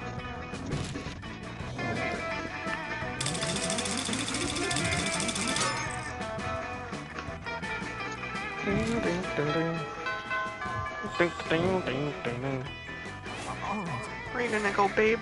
I'm probably gonna go to the auditorium again. That day, while rehearsing for the class play, you totally forget your lines. It's terrible, but you don't let that get you down. You start improvising all your lines, and it's marvelous. Somehow it enhances the pathos of the play in unexpected ways. And that's saying something, since half of your improvisation was a rap battle against your inner fears. You gain +3 creativity. You were going to help Zoe with her math homework after, but you notice her surrounded by a crowd of sinister cloaked figures. She seems pissed about it. Guys, stop it! I don't want any dead goats. I'm at school. We understand you perfectly, Lord Zagord. This is a test. We must bring you even more dead ghosts to satisfy your dark hunger. What? No! That's the opposite of what I said. And I don't go by Zagord anymore. I'm Zoe, okay? Z-O-E. Can we take a rain check on that study session, Jake's era? I can't stand to be around these jerks. Zoe brushes past you on her way out, the call to stare at you with unconcealed awe. Well, okay, it's concealed, but they're terrifying masks, but still. Zagord addressed you by name, and you did not go mad with pleasure. It addressed you almost as if you were an equal. It passed within inches of your frail mortal frame, and what's more, it mentioned rain. Could it be that it was referring to the fabled storm of cerebrospinal fluid, which will one day come to quench all sanity? Brothers, sisters, bow down before Jake's era, for he is clearly the prophet of Zagord. Please, O prophet, guide our worship, for we have noticed of late that our Lord appears dissatisfied with our sacrifices. The blood of many goats once pleased Zagord, and yet now we do not understand what has changed. That's pretty obvious. Perhaps, given your special relationship with our incomprehensible master, could you suggest a new sort of sacrifice that would please it? Ah, fuck it, you got nothing better to do. You decide to be a prophet for the day. Tell them what they really should be sacrificing.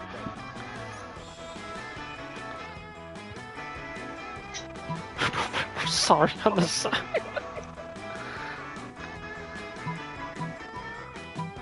What do you think the girl would like? I feel like she's still about harmful prejudices. I don't know. I don't know either. That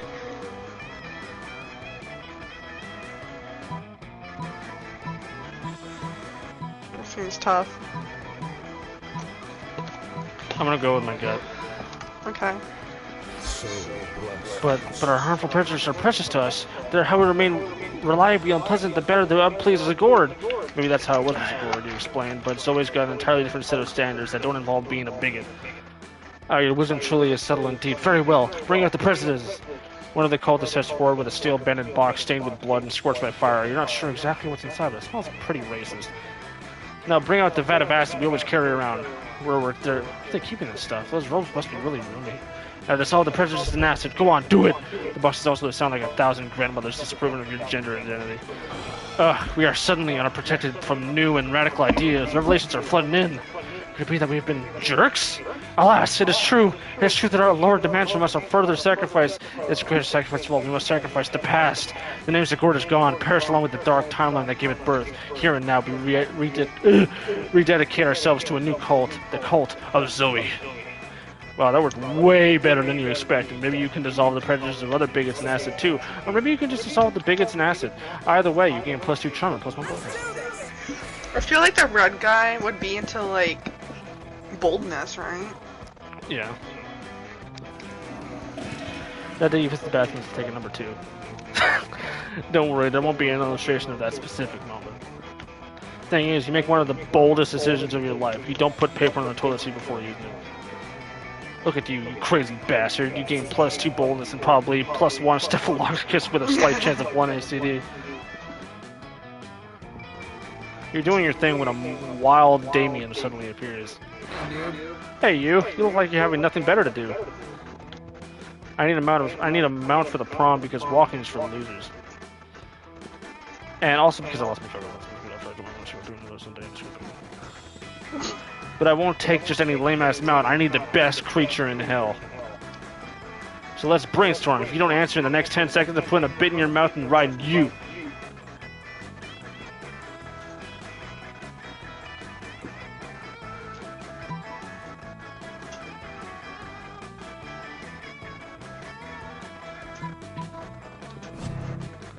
Are you talking about grandma?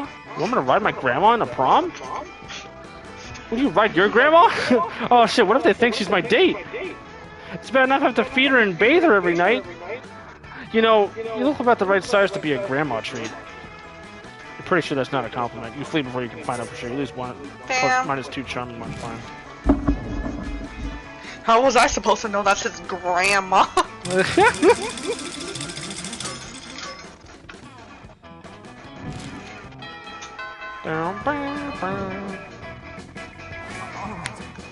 Who the fuck is that on the bottom left? Yeah, I don't know. I'm going over here. You sit down with Zoe and Polly. Zoe is slurping sanity out of a Tupperware container with several of her mouths, and Polly isn't eating anything at all. You feel a little uncool for being the only one at this table eating normal food. Speaking of eating food, oh yeah, Jake's here. I can read your thoughts. Sorry, why are you even here, Polly? Why are any of us here, Zoe? The universe is vast and full of mysteries. No, come on, I mean, why are you here in the cafeteria? I mean, Miranda comes here to supervise her eating serves, and then comes here because it presumably feeds on food pigs. But you don't feed on anything else, so why are you here? Why aren't you going out fun candies, getting late or something? Well, because... She said Polly might be on the verge of an existential crisis. They're very serious for ghosts. Save her! Secret backstory reveal that might get Zoe excited. Yes, the truth is... Oh my god, what? What?! I am actually the ghost of a famous chef. Wow, that is definitely going to my next pick. Which chef? Gula Childs? Bartha Buart? Gordon Ramsay? But a fish person? I don't know. I was pretty high when I died. But, like, I'm really good at cooking when I'm sober, which is not often. So I must have been a chef, right? That's the only logical explanation. I hereby declare this canon. We are proud to have been here for this historic moment, even if you know for a fact almost everything Paula just said was bullshit, minus the cooking part. You've been there, and she's actually pretty decent at it, so. But who are you to steal this moment from Zoe? She winks at you with one of the bottomless pits in her face. Nice!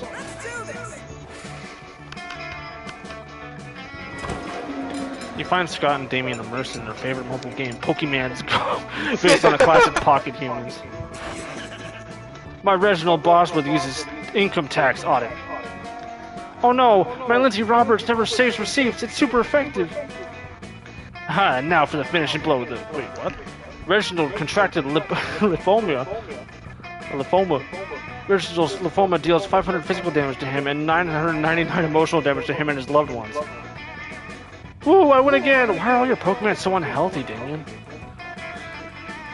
Because I make them all smoke cigarettes and live next to a toxic waste dump, obviously. Maybe you should stop that? Where's the fun in that? Let's have another match.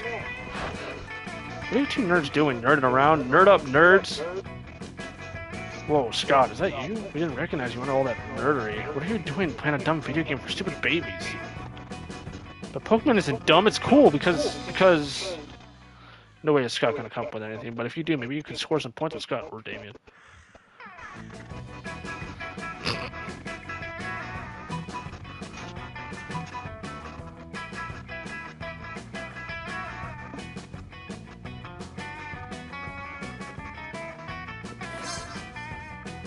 No way, I didn't know that was a feature of Pokemon's Go.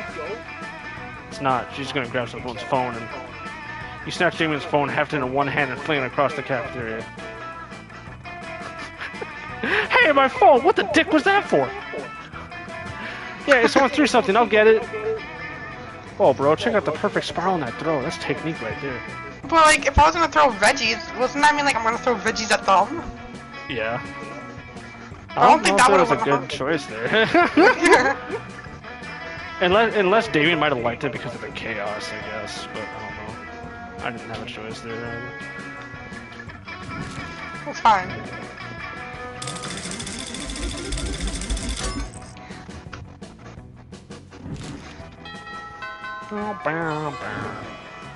I feel like just being creative is where I'm gonna go. So I'm just gonna go to the afternoon again.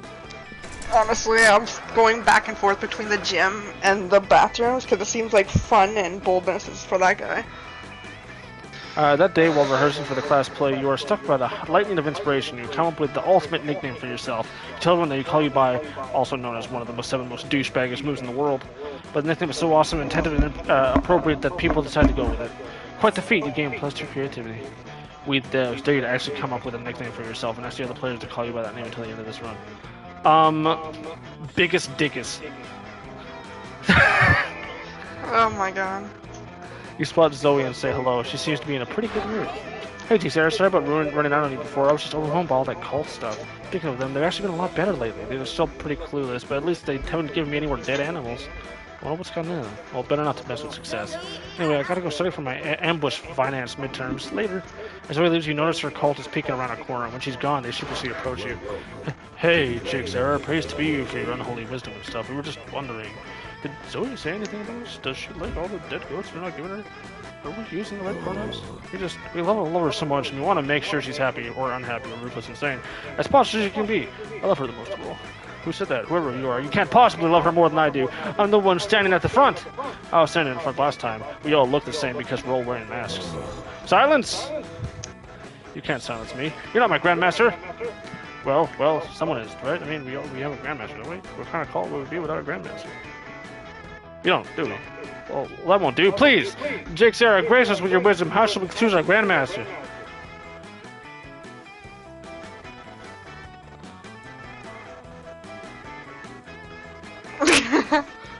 I don't want to say that, but I feel like this is the right answer.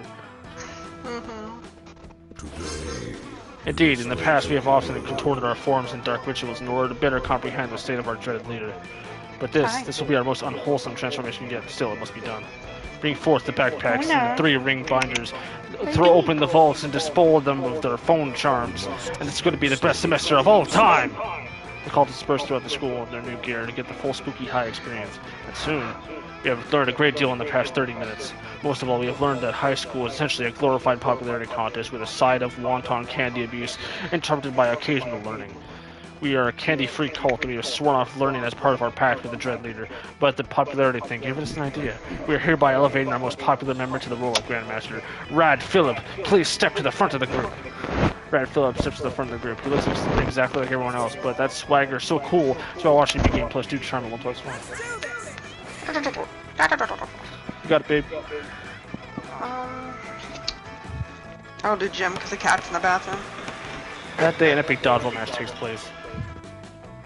Amidst the battle, you spot a fellow player that seems utterly discouraged. She thinks she's not worth anything in dodgeball, but you fucking pelt her, apparently. You explain to her many ways you think she's unique and wonderful, while also defending the many pleasures in life. With your help, she's capable of finding reasons to keep playing and gains a self-worth. You gain +1 BFF. And plus your charm.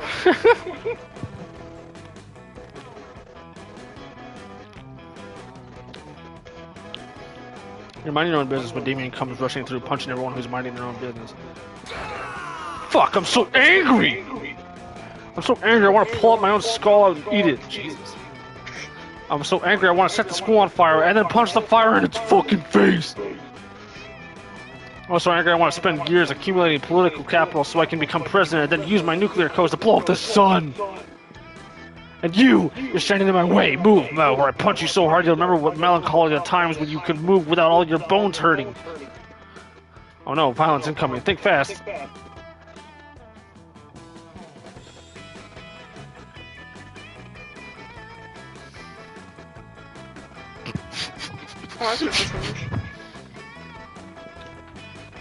Violence always loses against well-constructed worldviews based on strong branches of philosophy. Yeah, idiot. If you're so proud of being a damn pragmatist, then you should prioritize fucking practical application over stupid theory!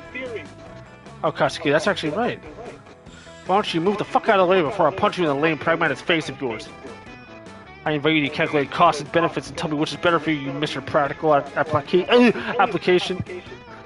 Whoa, that's undoubtedly an axiom. He's owned you on your own terms. He has a point. You move all your classmates start to chant, axiom, axiom, axiom. Hey, you got beat down through philosophy. What a loser. And as a loser, you lose -2 bonus and 1 fun. Damn, babe.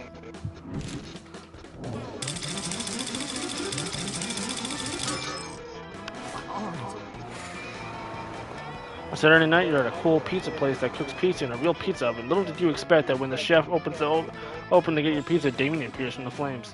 How does that work? Can he teleport through fire? Has he been waiting inside the oven all this time just to make a kick-ass entrance? Ah, mystery. My dude! I fucking hate needing people's help, but I might need yours. Don't let it get to your head or I'll stab you so I don't have to owe you anything. Enough threats. Here's the deal. Fuckhead, I might or might not feel attracted to your buddy, Katsuki. You know the one, always making absurd choices, being equal parts stupidly sexy and sexily stupid, and with a nice booty. But I don't want to get my feelings hurt by rushing into love without proper judgment. My dads always say, if you love someone, shoot them and see what happens. Good fatherly advice, right? Thing is, Principal Giant Spider, my therapist, and the rule of law all seem to think that shooting someone to check if they're the one is not very legal. They have strongly recommended that I do that on what they call a theoretical level, like imagining the whole thing. But imagining some losers, and since you both know Kashi and I are a loser yourself, I thought you could tell me, what would Kashi do if I were to shoot her?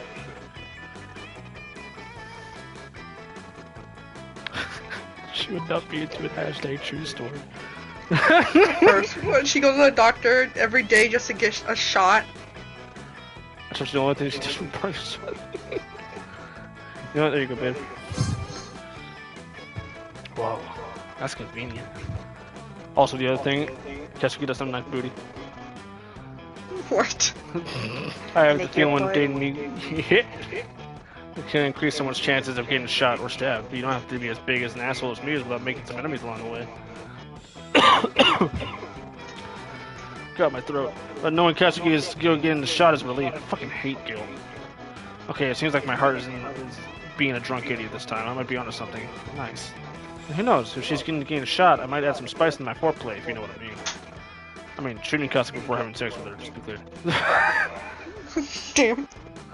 Wowie, you're welcome, Katsuki, both for getting you as some demon dick and for the blood loss you're about to experience. You have too much blood anyway. You get +3 chance for being such a good friend. Ooh.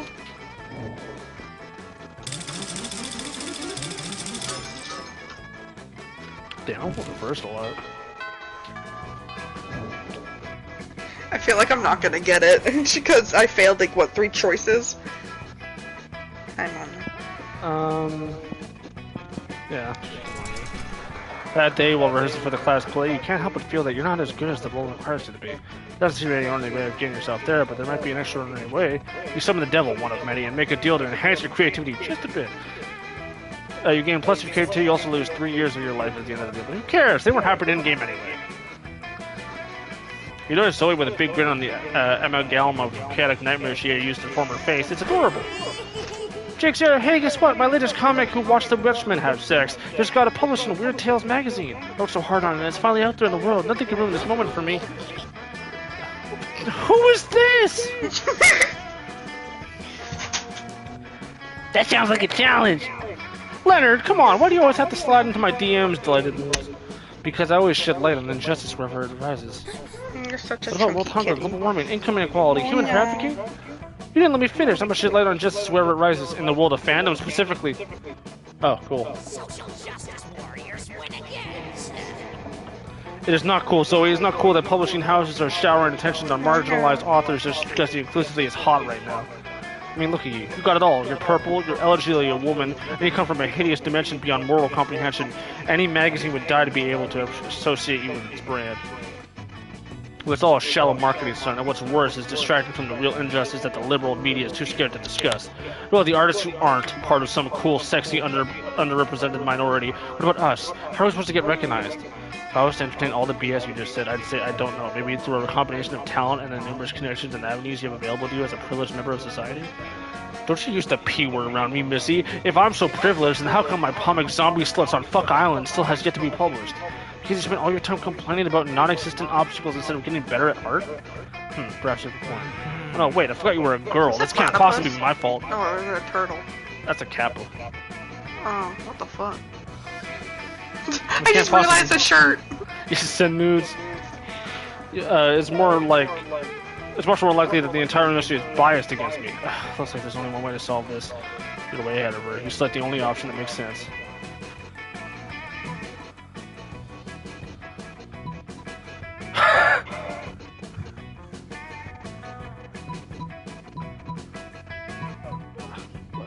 Huh? Yes.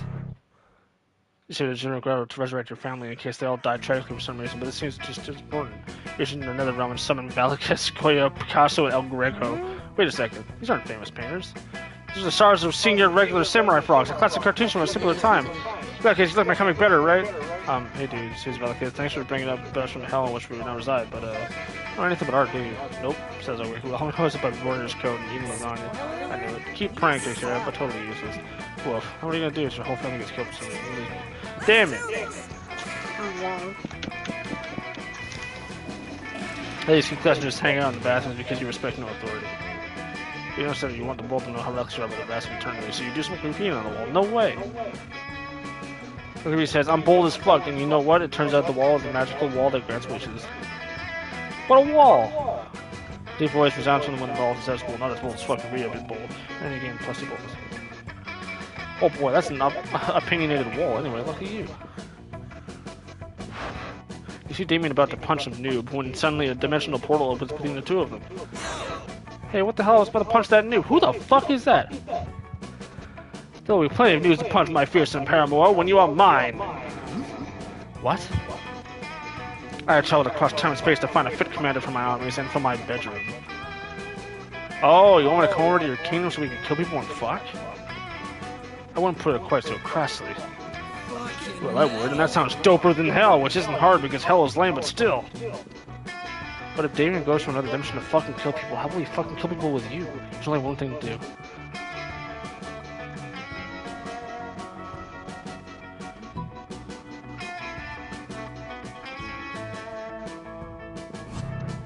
Fan? Pull out of your backpack and shoot Damien. Picks the prince's army wearing floppy shoes and assless shash, braiding the opposing force's hair. What the fuck is this?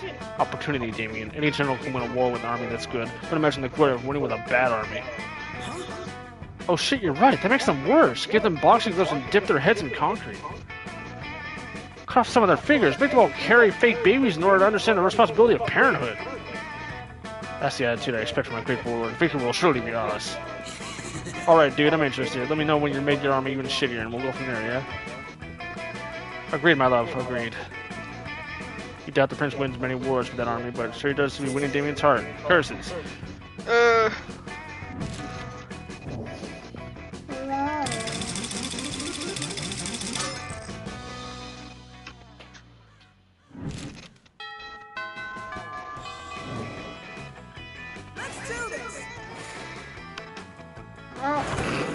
You could have talked to the Kappa guy. What are you doing? You must have been me, and then you try to sit at my table?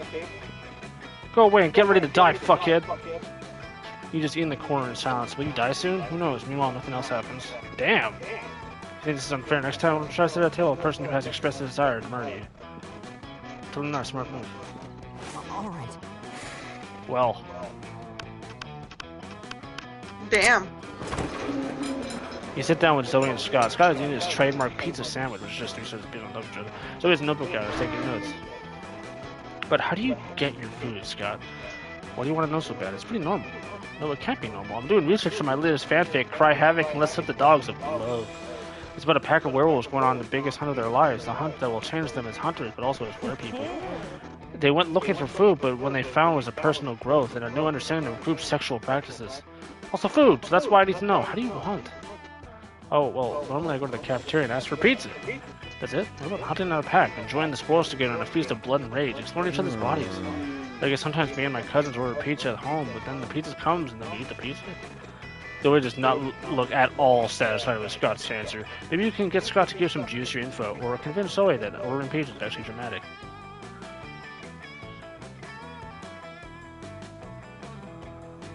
Oh, bro. Oh man, we did that one time and it was the worst. There was no cell phone service, so instead of calling for delivery, we had to transform into wolves and chase it down. And then when we got there, it wasn't even pizza, it was 3 deer. And there wasn't any bread or cheese, so instead of bread, we used deer flesh. And instead of cheese, we used more deer flesh. Instead of pepperoni, we used deer flesh? No, beef jerky, we're not animals. Oh, I think you are, Scott. I think you are. Now, how did you all sleep in your little camping trip? In the nude or nude and cuddling? Looks like this conversation is finally going the way Zoe wanted to. She shoots you an appreciative wink with one of the light-devouring voids that passed for her eyes. Aww. Ugh.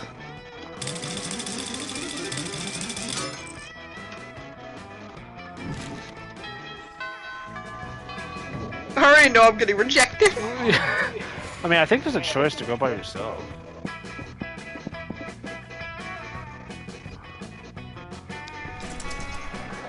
That able rest of the class play, you do a terrific job at acting. You act so hard that some of your classmates in the audience throw roses at you. 7 roses to be exact. Damn, roses aren't a valid currency or set in this game. Anyway, you check your converter app to see if this can translate into something a bit more useful. Cinemas equals 2 creativity points. Sweet, you gain +2 creativity. You finish what you're doing and are about to settle down for some quality slacking off when Zoe's cultists come shuffling over. Greetings, mighty prophet. Your disguise is so convincing today you look all for the world like an ordinary high school student. Yeah, cool. You asked what they want. Want is a concept alien to us. We receive anything we could possibly desire through communication with our dark mistress. But, what needs to be advised? You see, tonight is the recurrence of an event which used to bear great significance to the cult of Zagor. It is the night when the bloody moon passes between the jaws of Draculich Peak, causing the realm and the plane of torment to merge. We usually plan all kinds of events for... Hold on, I need to take a sip of something.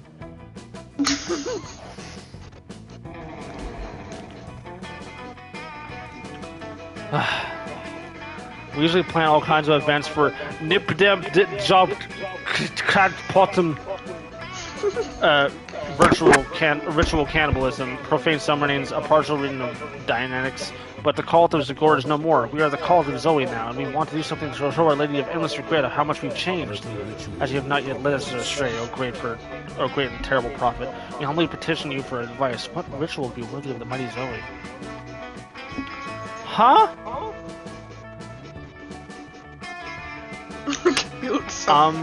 Party. I don't know about all that. I don't know. I don't know.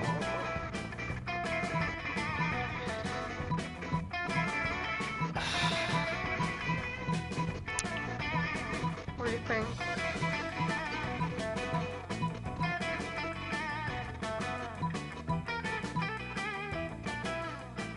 They really don't make this obvious answers. They really don't. Fuck this. Truly, your mind is as twisted as spine of Noklik. The heteronated. Blue Gatorade indeed. No food in nature are blue, and yet blue Gatorade exists. It is an enigma and a fiendish riddle, and an affront against nature itself. It's perfect. But where shall we acquire sufficient quantity of such an unnatural elixir? Lucky for everyone, you spent the last 9 years stockpiling a lifetime supply of blue Gatorade in case there's an apocalypse that only destroys Gatorade. Jake's era, your wisdom and generosity never ceases to amaze. Now armed with this blue bounty, let us summon Zoe. The cultist lapse into guttural chanting and unspeaking gestures, and within moments Zoe materializes. What now? What's going on? Why are you all drinking blue stuff out of cups full of straws? Ah, this is a mass suicide, isn't it? Just when I thought you guys were coming around. No, mistress, we merely wanted to offer you some blue Gatorade. Oh dang, blue Gatorade? My favorite flavor. It's like, what is it even made of? No real food is ever blue. Joy and jubilation is just as our prophet Jake Dara said it would be. Wait, is there a new prophet? So it was you who got them to use my proper name and stop sacrificing ghosts and all that? Uh-oh, you in trouble or something? You hate trouble. You rule! It's the best my cult's ever behaved! Wait, Jake Dara rules? We thought you were our ruler, Zoe. Oh, yeah, well, we both rule then. We're co-monarchs. And you know, I think we might want to consummate our co-monarchy if you get me. Oh, you get her all right, or at least you hope you do. You'd hate for it to be a thing where your brain gets eaten or something. Anyway, in the meantime, you gain +2 fun in one turn. No.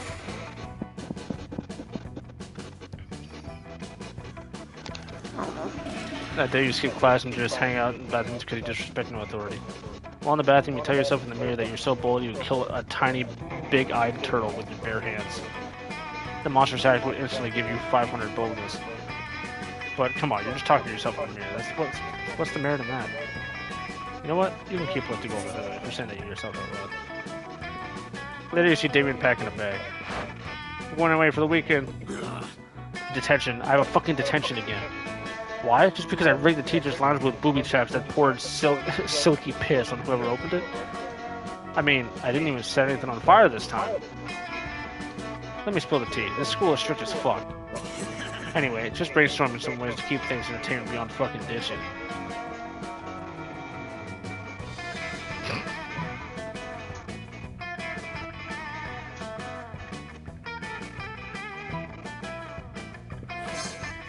Damn, why didn't I think of that? I mean, I just did, but I didn't consider it a serious option. If I skip detention, what are they gonna do? Give me detention? I could do anything. Make a bonfire of this. Jerk off with the potions. I'll just skip detention forever and wreak as much havoc as I want. Fuck yeah, havoc! Well, you may have created a monster, but at least using your monster, you gain +2 smart.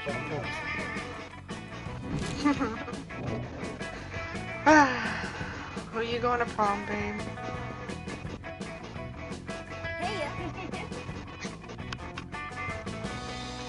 Yo! Let's do this! Let's see. Prom with you? What a noob! I'd have more fun setting ants on fire, which is all actually we're doing prom night. Setting ants on fire is rad. Now get out of my sight. Damn. Who needs prom? You focus on your career goal of becoming a renowned surgeon. You studied hard and passed all the tests. Unfortunately, no hospital wanted to hire you because it turns out that going to prom with a cool date is an essential requirement on a surgeon's resume. What the fuck? And so you never got a job, and in the end you became homeless. Don't even dare to think the monster prom isn't important. Let's see. Hey, if this is my favorite prophet, you've been the best, Shakespeare. Those cultists were just the worst, so you finally did your thing. You got Your it, caring is sexy. You know what else is sexy? An army of cultists that want to do anything to worship me and please me. And so for prom night, we all look for new ways to have fun together. Wowie! Prom night comes, you have a lot of fun. You and Zoe have the best time together, and the cultists make it way better. They laugh at all your jokes, making you look funnier. They surround you in a circle, mesmerized, while you and Zoe slow dance. Oh shit. And by the end of the night, they join you in some very restless rituals and flavorful festivities. Oh, and Zoe, so fun, so fabulous, so fierce. She surely is one to worship. All hail the cult of Zoe.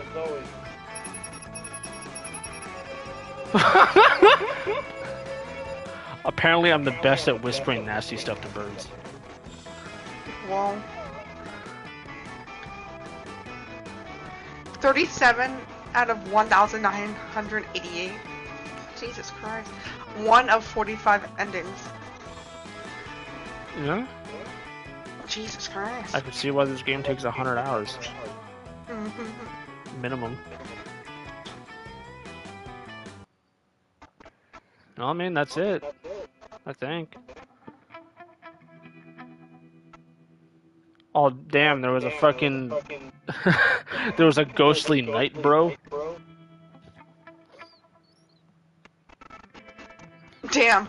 Damien went to prison for arson. Those 3 weeks was best. After the monster probe, we kept on living our lives, falling in love, battling. So, you know what? Like, Damien found peace in the most unexpected way. He kept punching everything until one day he punched his own anger to death. He's written a book about it. Zoe dedicated the next several years to writing her most ambitious fanfic ever and focused on the struggles of Shaggy containing and controlling his limited power and delved into the psychological nuances of the mystery gang, while also including crossovers with Akira, Flubber, and the unbearable lightness of being. This had to mix Tolstoy's mastery of the prose and the juiciness of a very juicy Big Mac, ended up entering the Western literary canon. Scott became a world-renowned athlete, but he ended his career to come back to his hometown and take on the job of the athlete he admired the most. Now he's back at high school again, working as the coach. For those 3 weeks, the Monster Prom seemed like ruined life. The Battle of Monster Prom might have ended then, but there were plenty of battles left in the war that called youth. Once again, we were young and unafraid. We're ready to start.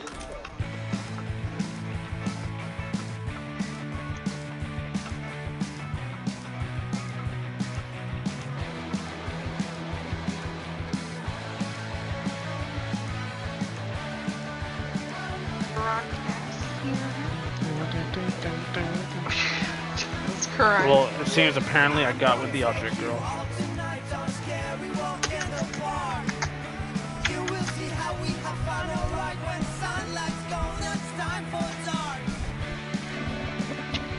Good, I didn't get with anyone. It's okay, babe. Still have my boyfriend though at least. Yeah. There's my boyfriend don't gonna reject me for Monster Prom. Well, I'm not a monster. I don't even know what my character was. No idea. It was just a shadow dude. Shadow dude. Imagine trying to get all the fucking endings.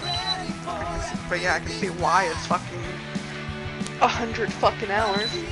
I do know that, because we didn't have the voices on, I don't think. Oh. Because, like, I'm Oh, we sure they did. would have actually talked instead of me doing everything. But I mean, I wanted to do everything anyway. So it's not just us sitting in silence for 2 hours.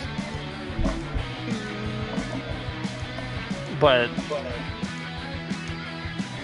I already forgot what I was gonna say. Oh yeah, freaking! I know one of the voice actors. Oh.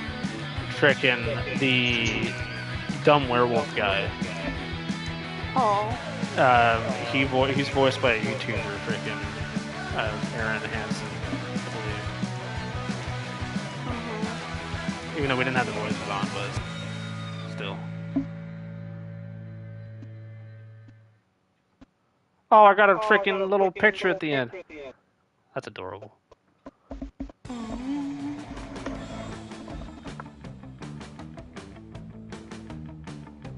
Well, that's it.